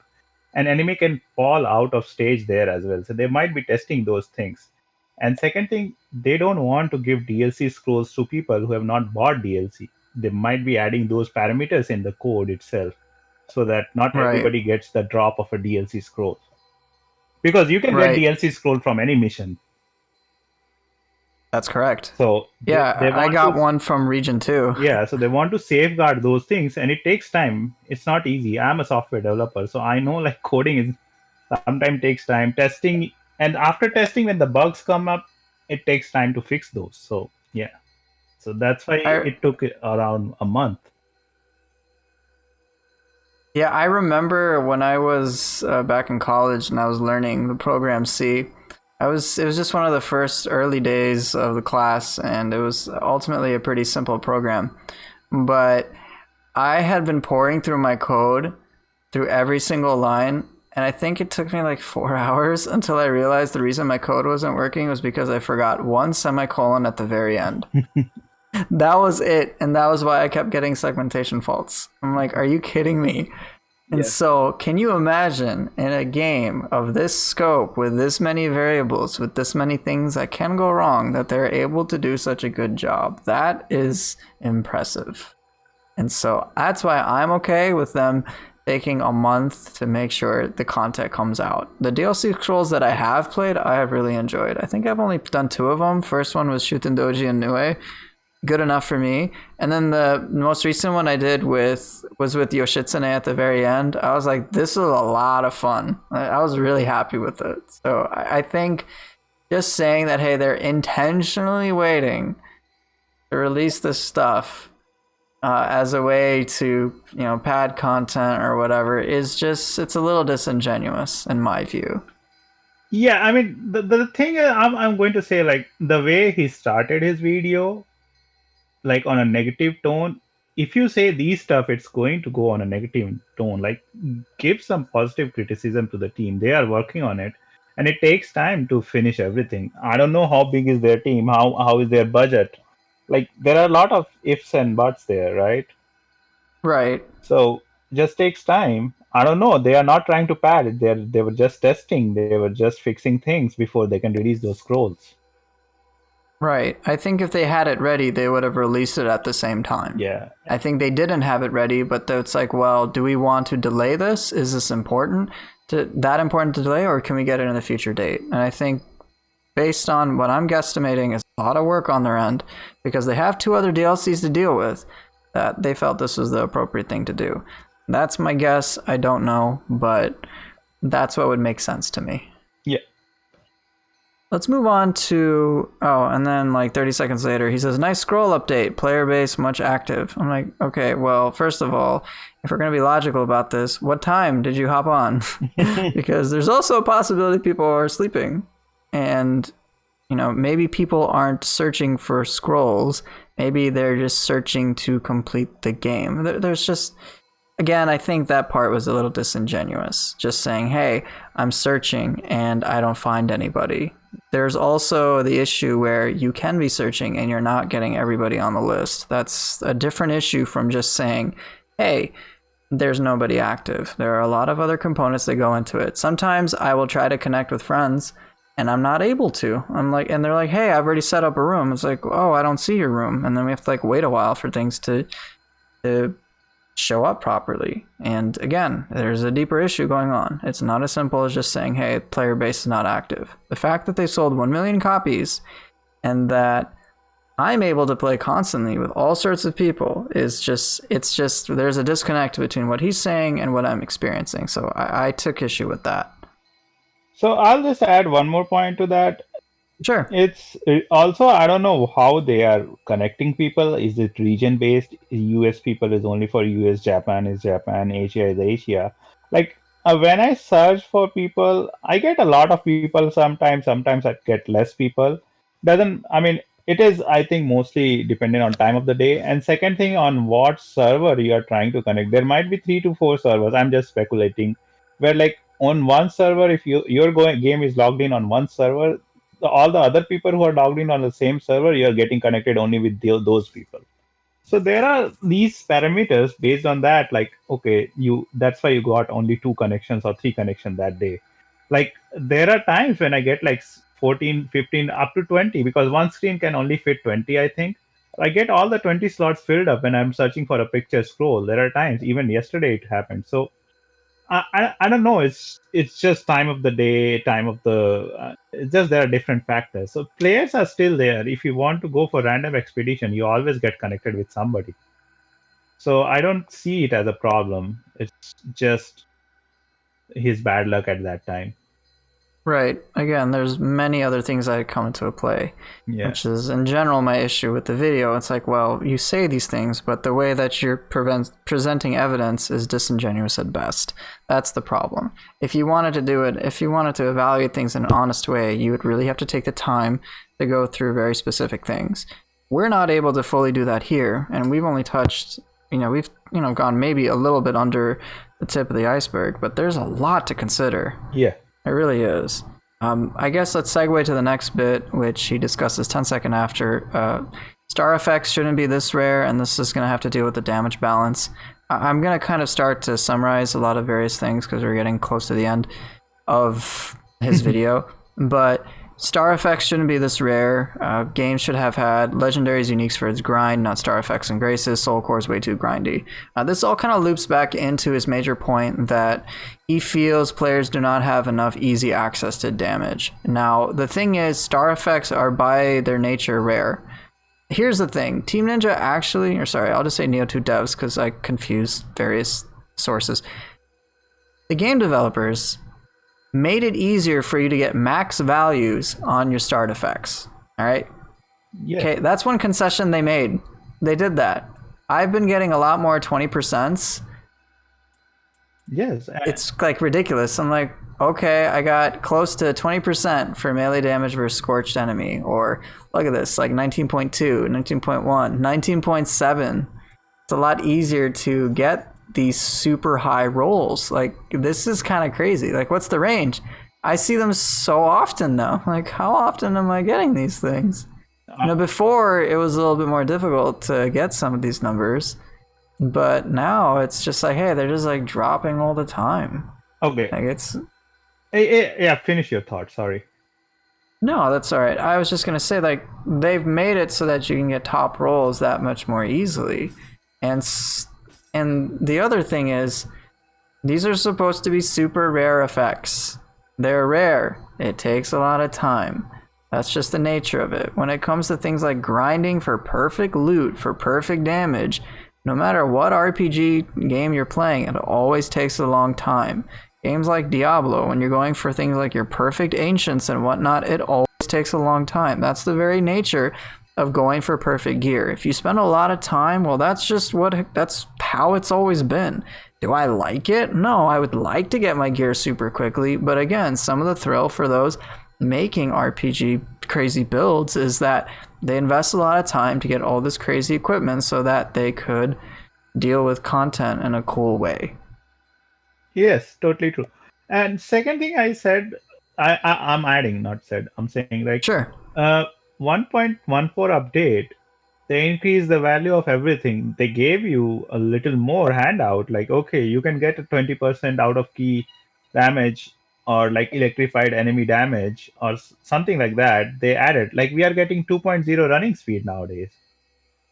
Yeah. And Pretty cool. easily, I'm not farming for a lot. Like every day, if I do Twilight, out of like 5 or 6 leg pieces, one of them has 2%. It might not be inheritable on all the, like, I get 2.0 speed, 2.0% speed, but it's not the always inheritable one. Sometimes I get the white inheritable ones as well.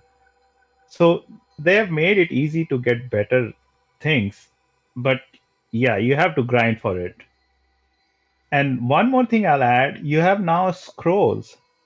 You can get buffs on scroll, like like out of key enemy, you get like increased damage buff, and you have extra dodge on like extra iframes on dodge. Those things they are giving you on scrolls now. So they are adding more damage. You just need to like check it out and do properly, I'll say. Right. The scroll that I'm using, for example, it helps address some things when it comes to loot. My scroll gives me 4% melee damage, roughly 4% less key consumption, and more active skill key damage. There's a lot of different options as to how you can specify things, and it's pretty remarkable how many different things can just be done. Again, like here right now I'm showing that this scroll that I have, one of the things you can roll is get a damage boost if your enemy is out of key. Like, Yeah. that's pretty good. And this is on a DLC scroll too, for those of you that can't see. And like it's there. Like, if you want super amounts of damage, stack your buffs. That's what they're there for. You don't have to do them. You don't have to do anything. But one major problem that I find with the video at large is that it's almost like he's pretty much just asking for easier access to some ridiculous damage options. That's kind of, in my opinion, the antithesis of a game being considered masochore. Games like Dark Souls and Bloodborne and Sekiro and Ghost of Tsushima aren't known for your ability to just delete content without any effort. And they were known for their excruciating difficulty. You had that whole Dark Souls thing of get good, right? Yeah. Just, hey, how do I defeat this boss? Get good. And that was pretty much like the stereotypical answer, right? And I think one major element that he's not considering when it comes into his, I guess, attempt at dissecting what he feels are the game problems is that there's a whole technical aspect to this game. And if you're not using it, you're kind of shooting yourself in the foot. This game is best played once you're using a variety of different tools to surmount the challenge. And there's a deep sense of satisfaction when you get things like a burst counter, or you get the yokai shift grapple off, or you time certain things well together and do certain high power moves. There's less of a sense of satisfaction from pretty much across the spectrum of players when it's like, oh, hey, I did one attack and I killed the enemy that quickly.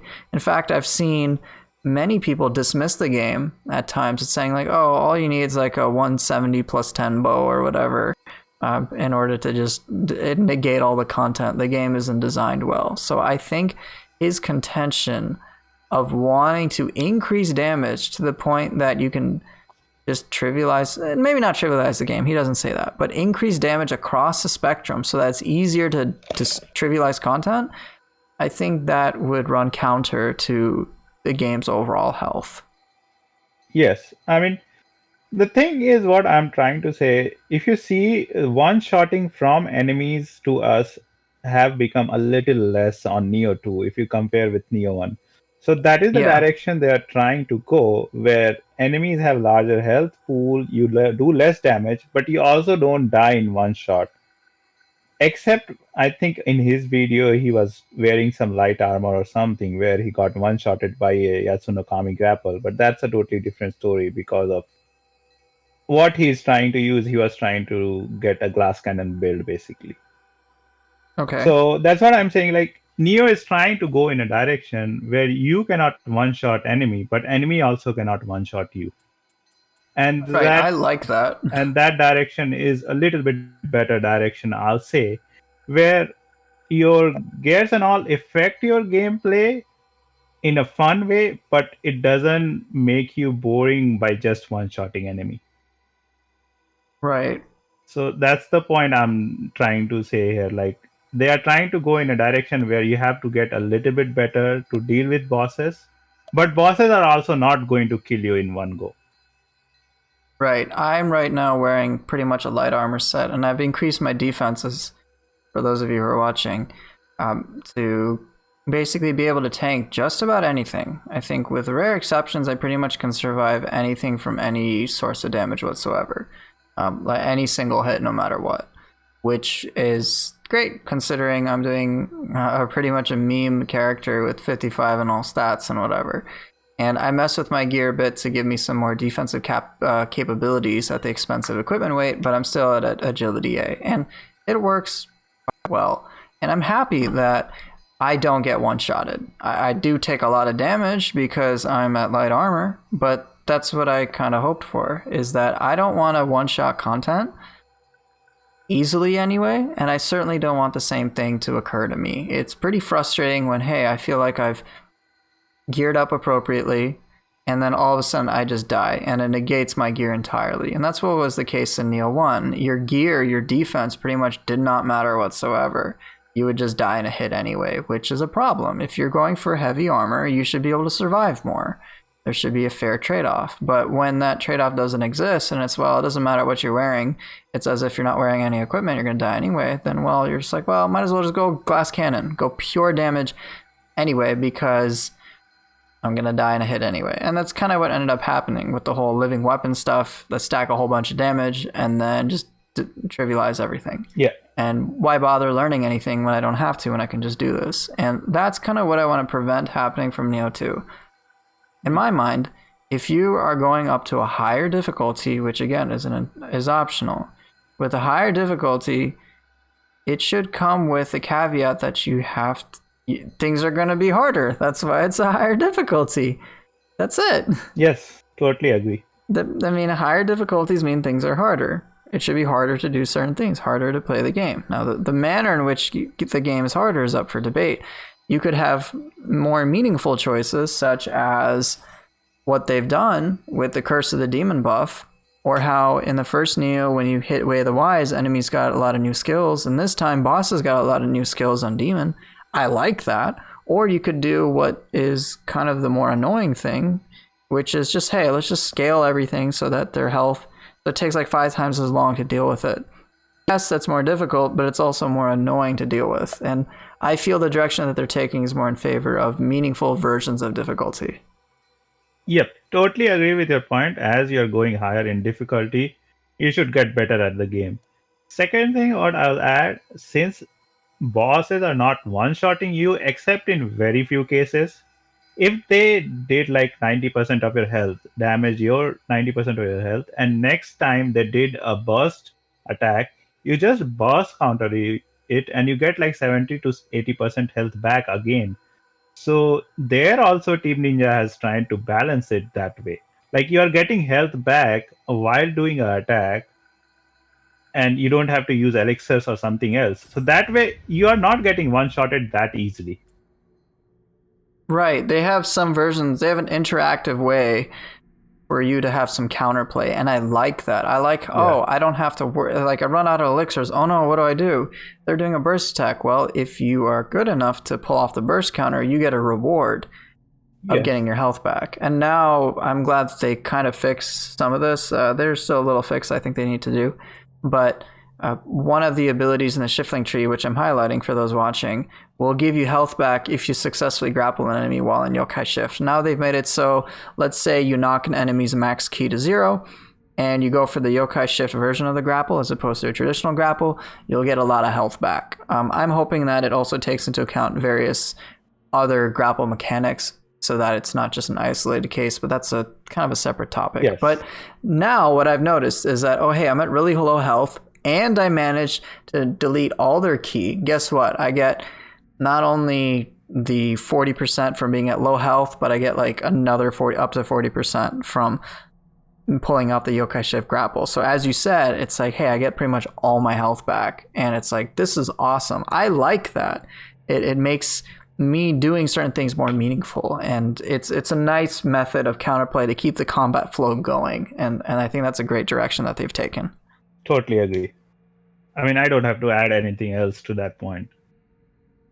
So yeah, I guess if I'm going for kind of a, let's see, a douchey way to put it, get good. I mean, if you're gonna grind for RPG stuff, it's gonna take a while. That's any RPG stuff. And if the answers to the, I mean, basically, if you're having trouble with the game and it's And it's because you're not focusing on any technical aspects of the game. Then give those technical aspects of the game a shot. And if after doing that and you feel like, hey, you know what, I'm playing in a very skillful way, this is a much more mindful way, and on top of that, I have a character that's built a certain way, and then you're starting to have difficulties that seem annoying, then there's certainly a case for that to be examined. But if you're neglecting an entire technical side of the game, then your evaluation of the game is going to be fairly remiss. And I think that's overall a decent encapsulation of what I feel the problems are with PWARGaming's builds, because he just does a ton of build videos, which, cool. But again, it's just like, well, you're kind of missing the whole aspect of the game with a bunch of different skills, a bunch of different tools, a lot of weapon variety, as we've demonstrated in our combo mads, or just how any of the players that I've seen have been playing the game. It's not just as cookie cutter as, let me take one weapon, one build, be overpowered, and that's it. Yep. And second thing is, I'm saying if you go on lower difficulties, there are burst attack, which are not burst attack on higher difficulty, because they want to make sure you are learning the game as you're going up. I think one of the most prominent examples I remember was the Magara's Flurry attack, the 7-hit Flurry. I actually thought they took it a little too far, but I mean, that's what they felt was appropriate. So in the easier difficulties, it's a burst attack, so you can shut it down pretty much as soon as it comes out. Yes. But right now on Dream of the Demon, it is just a normal attack. I mean, for me, I'm cool with it, and it's a lot of fun to work with. But for anybody who's expecting it to be a burst, it's going to just freak you out the first time. Yeah. You can still avoid it. You can still get around it. But it's a really high threat attack. I was kind of hoping that, as opposed to it being not a burst attack whatsoever, that at the very end, like the last hit, you could shut it down. Yeah. So you have to avoid, or just kind of like a gradual, we're getting to the point where it's a normal attack, that they would slowly phase that in, as opposed to, you know what, time to just go in the deep end. You got to avoid all the attacks. You got to avoid it altogether. If you get behind him, then he's pretty much, he can't really do anything. But it was really surprising. Like, wow, they went that way. And the second thing, if you see Ryumen, they have added a grapple, which is like a big grapple. It does that revolving grapple for like almost 1.5 seconds or something like that. And then that jump attack from Ryumen, those two attacks are good. Like, they are going to make you learn the game if you have to avoid those attacks. They are not easy to attack, easy to dodge out. Right. I've only recently gotten proficient at dodging his spinning grab, but that's a very tricky timing to be able to consistently to deal with it, because I think it's like 3 or 4 rotations you have to make sure to avoid. It's like, well, your dodge timing has to be pretty good in order to address it. Yeah, and that's the direction they're trying to go. Get better at higher difficulty. That's what they want us to do. Which makes sense. Yeah. But yeah, I think I'm actually a little, I don't know if let me see if I've missed anything else from the video. I think those are overall the main points from it. Let me see I'm going to take a look at his laundry list at the very end, just to make sure I didn't miss anything before we actually play the game, because I'm pretty exhausted. I don't know about you. I don't want to play the game right now. You don't want to play the game? The talk was very good. Well, let's see. I'm just going to really quick go through his video and just see if there's anything majorly we missed. I'll just skim over the things he wants changed. Better story structure, more engaging, memorable characters, sure. More skills added per weapon, more unique effects to make lesser skills more effective, sure, I guess. Creative set bonus effects to amplify skills or playstyles, or give unique effects unique to that set bonus. Again, double-edged sword. Add more skills to Yokai Shift, sure. Have a better identity, make it worth using or building over for human form. I mean, sure, make Yokai Shift more interesting. And then those are the things I agreed with, more or less. And I think you and I are on the same page with that too. Rebalance and better future balance. Additional difficulties to increase gear power while decreasing debuff power to compensate, so players get more out of their gear and combat abilities more than debuff stacking. Again, it's not going to be just as simple as tinkering with those two things, because if you increase base damage for everybody, then all of a sudden there's less incentive to use buffs, and again, this is a complex topic. I don't think it's as simple as he's saying. I mean, it's just sorry. Go ahead. It's just a double-edged sword. Like now they are giving you buffs so that you can still like almost one shot, not one shot, but it's just like I don't think Team Ninja wants to go in that. Not Team Ninja. The Nioh 2 devs don't want to go into that direction, but they have like not seen it or they miss these things. They might fix it in next patches. Right. We'll have to see. Yeah. I do think though that increasing base damage is probably not the direction to go. Yeah. That's just my opinion. All right. Next point he has is make Revenant gear drop in Dream of the Demons so that people can easily farm gear. I'm like, look, man, dude, this is an RPG. RPG mechanics, having Cream of the Crop gear be tradable and shareable kind of goes against the whole grind process of it. If you don't like grinding 15 hours with a Sudama, guess what? You don't have to do that. I think I grinded like an hour and a half. I'm like, this is already taking too long. I just want to play the game, so I'm just going to play the game. So I don't, sure, it's annoying, but you are not required to do it. All right, let me see what's in his part 2. Let us change graces or make scrolls drop specific graces only. Again, interesting suggestion, but we have no idea what they have planned, so just wait and see. Right now it's an RNG fiesta, but again, I don't even use Benzai 10's Grace, and I can still get through content really effectively, and so can a lot of other players besides myself. I mean, the only thing I'll add there, RNG-wise, is the skill farming. That is just... yeah. I don't want to dive into that topic because it will again take our time, but I'll just say, just make sure that skill drop is like we don't have to kill 100 times a boss to get a skill. Yeah, I had to kill Maeda 100 times to get both Bracing Breeze and Triple Threat. Yeah. That's excessive. Yeah. That's excessive. But again, that's a separate topic and outside this video. Yeah. Add unique gear with special effects only found on them. Again, this is a double-edged sword. You could have... And we've talked about this, so I don't want to get into it. Make cores fusible with any core type to get better inheritables, or make cores within the same shift type fusible with each other, or make mortal cores always have inheritables on them so people can farm them or for inheritables they might need. Again, this is RNG Fiesta. Do you absolutely need Cream of the Crop soul cores? No, not really. There are certain things that are really good, don't get me wrong, but by and large, you don't absolutely need to have them. This kind of falls into the place of, like, you're going to go for Cream of the Crop perfect gear. It's going to take you a lot of time to do so. You can get it. Just do a Sudama trade. That's it. Right. Just like I understand people don't like grinding for hours, but guess what? You don't have to grind. Yeah. You don't have to grind. I'm sure they're going to add certain things in the DLC to make things easier. We still are missing the whole 8th slot in the shrine, which is going to be about defiling. So here, I'll show that to anybody right now. If you take a look, there's something that hasn't been unlocked for everybody. I'm pretty sure it's going to be defiling. Maybe you can defile soul cores. Who knows how they're going to manage this? I don't know. Just wait and see. Yeah. And what happens. I do trust the direction that they're going to go. Create a new currency so we can craft ethereals. Do not make them drop only. We don't know what the direction is going to be on that, so I would wait. Better communication with the fan base to get better updates throughout the game's lifespan. It would be nice if we could have some more detailed information about the vision of the game. I think this is one thing I do agree with. I would hope that their patch notes would explain some of the rationale for the decisions they take, because a lot of the stuff that you and I do or anyone on the podcast do is pretty much just guess about the direction we're taking. We don't know anything for certain beyond a couple of interviews, but it would be nice if we could get some idea of what the vision is going to be without spoiling stuff, which is probably harder to do than it is for me to just say. Maybe a little more engaging with the player base or fan base.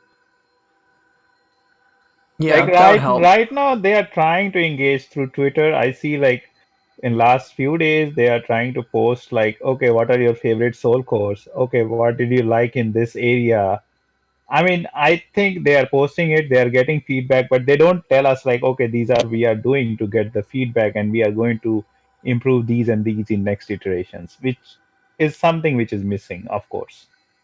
Right. I know their marketing is also pretty non-existent. I was pretty sad that the DLC trailer dropped the day of, because I would have been so much more hyped if they had put it just like a week before instead of the whole 7 days Kodama Sudama like countdown. I'm like, well, this doesn't really excite me. I want to have a little tease.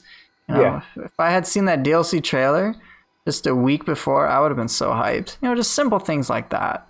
Yeah, I mean, you just want to make sure the fan base is getting something to get them excited and keep them on their, like, keep them fresh. I'm saying, like, something fresh is coming, so they are interested in it. Right. It doesn't even have to be that much. Yeah. Their content is great. I think just to keep the game alive, if they just did little things like appeal to the fan base every so often in meaningful ways, just simple things, I think they could get a lot of return and investment on that. Okay, they provided us online levels or online missions, but there was nothing like a fanfare done for it. Like, it's a big content. There are like almost 9 things they gave us for free, right? Yeah, they did. They gave But there was the no fanfare. They just announced it. We gave it, and you can use it. But there was nothing else to it. Like, let's say they have like some kind of not even big event, like just announce like we are going to come out with 9 things in next few weeks. Wait and watch. Something like that also can excite the fan base. Yeah, I definitely agree. Just some small things, nothing that requires an extensive amount of money or a Yeah. crazy budget. Just certain small things. It's like you said, we're coming out with something. Stay tuned. The DLC we're gonna drop the DLC trailer a week before. Stay tuned for that. It's like, okay, what's gonna come out? And they could like tease little things like here's the new weapon that's gonna come out, and it's just like a little bit of things Yeah. here and there. Nothing too extensive. They don't need to like put TV advertisements or anything like that. That drains a lot of money. Like little small things that they could do on social media. Yep. Totally agree. So yeah, that's like they need to have a little bit better communication with fan base. Right. I do think they've taken some steps in towards that direction. We've had the good fortune of being able to talk to the new community manager, or master, or just master, and he has a big job ahead of him. I actually asked him recently, and I know you're aware of this, but I recently asked him what more could we do to make basically his life easier, and help him with his job. Like, what would he want in regards to this? Like I said, making things easier. And I didn't just want our Discord to be reporting bugs. And he actually said that if we could neatly put our suggestions in a document from our community, that it would help him. And I was surprised because I thought he would basically turn down the idea of suggesting anything anyway, especially after the whole hashtag fix Nioh 2 thing. But he wanted our suggestions. So he said what he's done in the past is for, I think, a Dead or Alive community that he used to help manage or work with, is they put their stuff in one document. And that's actually what we're working on. We're trying to make a nice, respectful document about what we think should be done to the game. And we're looking at it from 2 angles. One, how can we draw in more players? And second, what gameplay changes we feel need to be made. Now, he has stated that he will present this to the director and the producers and whatnot, which is a big deal. So we're trying to make sure we go through it in a fair fashion. So for anybody who's interested, please do join the Discord. We have a Nioh 2 suggestions tab. Put on whatever you can, and then we will, of course, take the opinion of pretty much the Discord as a large, go for whatever the consensus is, and put it in our document. You can see this document. Everyone can see it. Not everyone can write on it. I'm trying to right now pick the people that I feel will be able to do justice to it, who have varied opinions and can represent the Discord community as a whole. But you are more than welcome to join this process. And again, our objective is to provide meaningful suggestions, plausible suggestions, things that we feel would genuinely help the company, because we want this game to succeed and for it to captivate others in the same way that it's captivated us. Yep, I absolutely agree with that.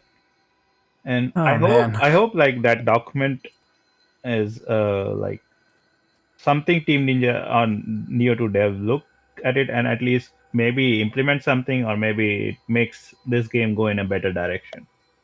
I hope so too. I mean, we all have our own individual preferences, Yeah. but it's just a difficult task to find things that are realistic, tangible, and at the same realistic, tangible being the same thing, but realistic changes that would improve the health of the game and satisfy what the game devs specifically want. It's a complex thing. Again, there's a lot of complexity when it comes to balancing anything with the game.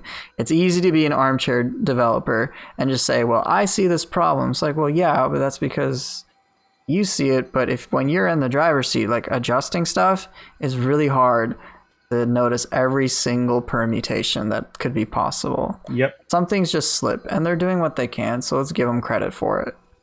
I mean, it's a beautiful game, and it has a lot of depth in it. And there are like 500 points you have to manage. Of course, like everybody is human, they miss somewhere to balance the game. That's the only thing. Apart from minor bugs here and there, which is always going to be there in any game. Very much. It's a beautiful game. It has a lot of depth. So, I mean, those points are there, but I mean, just like not everything I agree with. Right. You know, honestly, it's been over 2 hours. I'm actually pretty exhausted just talking about this. I could not imagine doing this for a living. Oh my god, the last thing I'd want to do would be play Nioh 2. It makes sense why we don't see any of the devs play it. Why even the director barely plays it. He's just like, dude, this is my job. I don't want to play it. You want to run to the owl and kill Owl? Yeah, let's go murder Owl. Let's do it. Okay, let's do it. Do the Twilight mission. It's after 12 o'clock for me.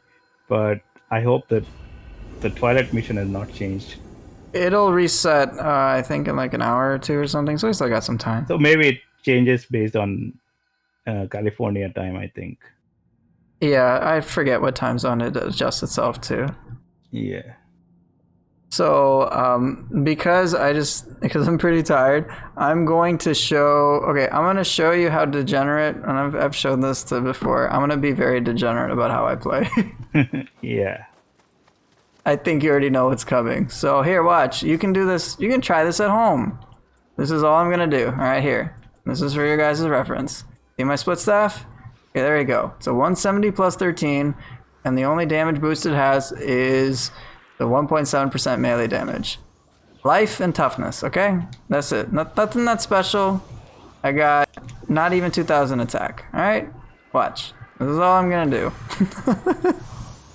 I am now going to change my soul core to the healthiest of healthiest soul cores. Its name, surprise, surprise, is Otakemaru. Cool, look, it's a divine rank 20. Nothing too crazy on it. Alright, replaces Magatsu. Done. That's it for that. And then, because I am even more degenerate, let's put Dragon Dance instead of Masterful Slice for extra key damage. Let's give it even more anima gain. 50% more anima gain. Alright, let's play the game. I am good to go. That's it. That's all I'm gonna do. Alright? I'm not gonna even assist Chicken Biryani, man. He's a big boy. He's got it. Oh, there we go. Look at that anima gain. Oh, crap. Okay, maybe I need to do some actual other things. Whee! Give me my anima. Oh, he died. He died, man. He died of fire, actually. Yeah, I got 14 anima and Otakemaru. That's all I'm gonna do. Let's just... Yeah, we'll kill him. I need to show the point. Okay, go Otakemaru, go.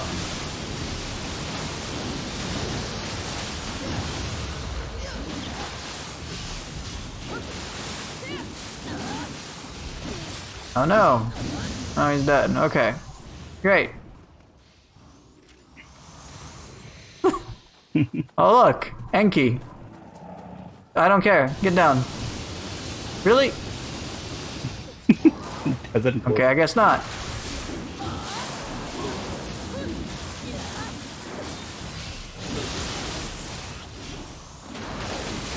Okay, we are going into danger zone. Best. Are we though? Are we?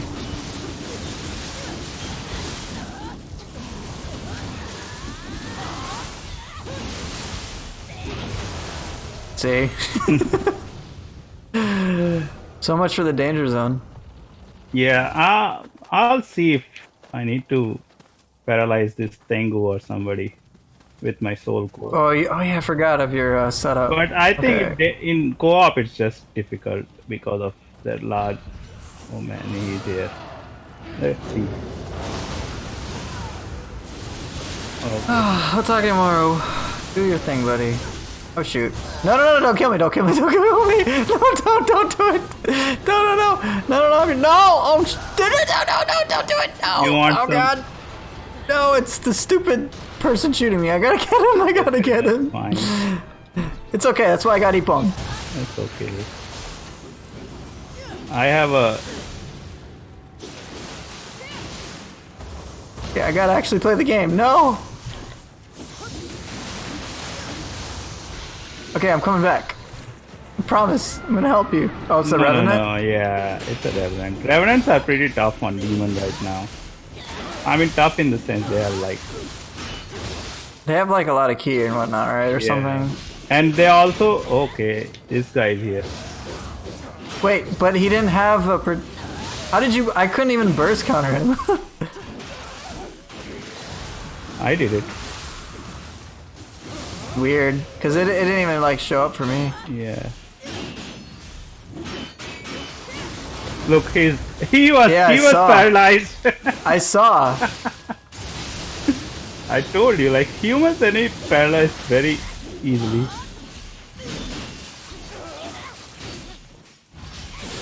Oh wow, he killed me. Anyway, that's fine. Okay, I'll get you.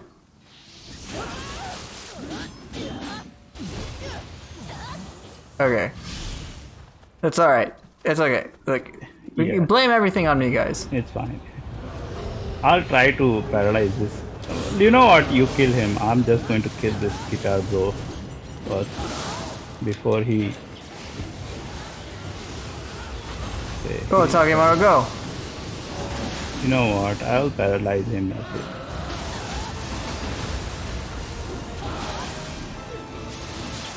Okay.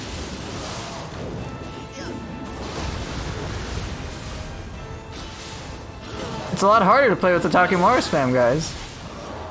Promise. I'm just kidding. It's not.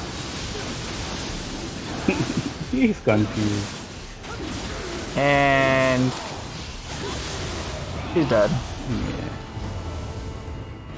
Anyway, let's just run to Owl Boss. Yeah, I'll just run to Owl. I'm gonna see how degenerate it's gonna be. Yeah, I mean, Let me switch. I'm gonna switch my staff. All right, here. Because I'm a degenerate person, I'm gonna change to purity staff, okay? Because I'm bad, and I'm gonna use Benzai 10's Grace too. Because I'm also bad. I'm mad because I'm bad.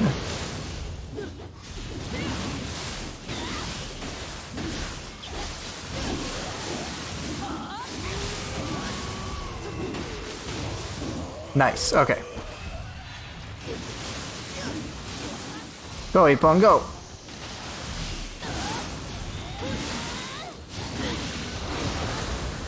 This is just crazy. Yeah. Alright. I'll go over here. I'll just rush. Yeah. I'll rush to the boss. So all I'm gonna do is Dragon Dance Otakemaru. At least I'm gonna try.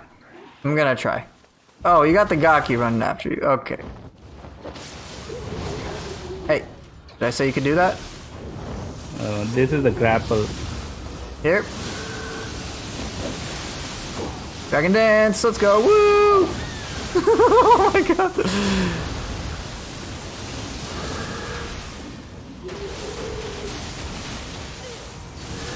Oh dear lord. This is so bad. I know. What? And then I'm using Kasha. Oh my god. You know what? I can use my Guardian Talisman. Guardian also makes enemies slow.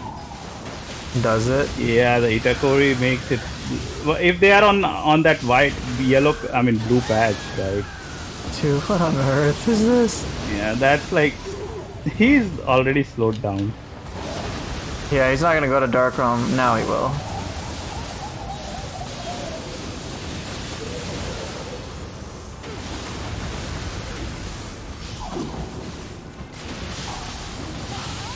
Oh man, he went up. Just throw things. Can you come down here? Here, you don't have to come down if you don't want to. Just might be a bad idea. Is he going to come down? Yeah, he did. Hey, he got paralyzed as well. Yeah, I saw. And for good measure. Yeah, see, I told you, it paralyzes enemy pretty quickly. Yeah, that's so cool. And then you can just use this, where is it? Basically what I try to do is, once I paralyze the enemy, I use this emote. And then I That's awesome. go out and then you can go backstab. That's hilarious. So it's fun. Anyway, we had a good long talk. Thanks for that. Yeah. I'm still trying to practice Shin Crusher the way you've done it. I'll see if I have it right now. Where is my split stab? There we go. I've gotten better with it. Yeah, there are it's just timing. It's a fun weapon.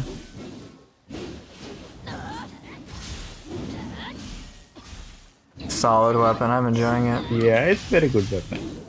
And it has a lot of variation because you can mix and match between short and long. And the skill you are doing, right? I put a different element on that skill so that I can So confuse cool. enemy pretty easily.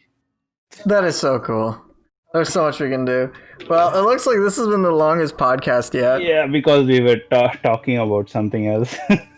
Yeah. It was good because we talked about a lot of different mechanics of the game.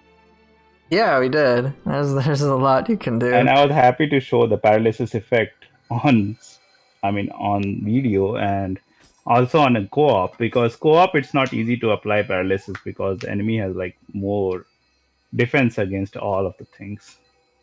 Yeah. But I think My two-man co-op is good. So I don't know. 2-man, yeah. 3-man, I tend to have some issues.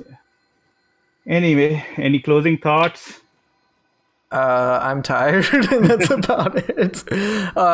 Too long, didn't watch. PWARGaming video glosses over things that require a bit more nuance. Yeah. That's pretty much it. And I'll just say good night. Yeah, that's pretty much it. Yeah. Well, thank you so much for being on here. It was nice to have you on here. And if you guys don't know, Chicken Biryani does stream on Twitch, if I didn't say that before, which I should have. But he does stream, and he's finishing up his level 1 run, as he stated in the beginning. So if you are interested in that, do take a look, check him out. Thank you. So on and so forth.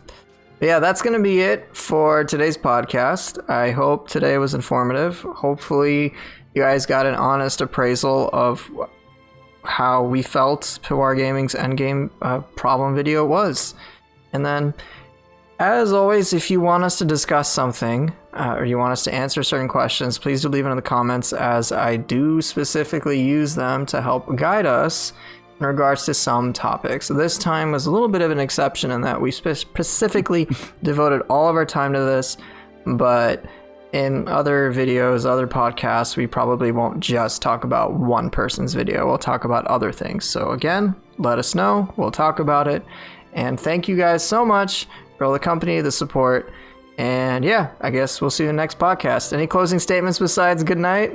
No, I think I'm pretty tired now. It was nice actually to talk about different aspects of the game. Generally, I talk to myself or I talk to in our Discord, but I think more people can learn about what different play styles a person can play this game. So that's the only closing thoughts I'll say. And it has a lot of depth. That's it. All right. Basically, we're tired. Thank you guys again for the company, and we will see you all next time. Take care and have a good night. Bye.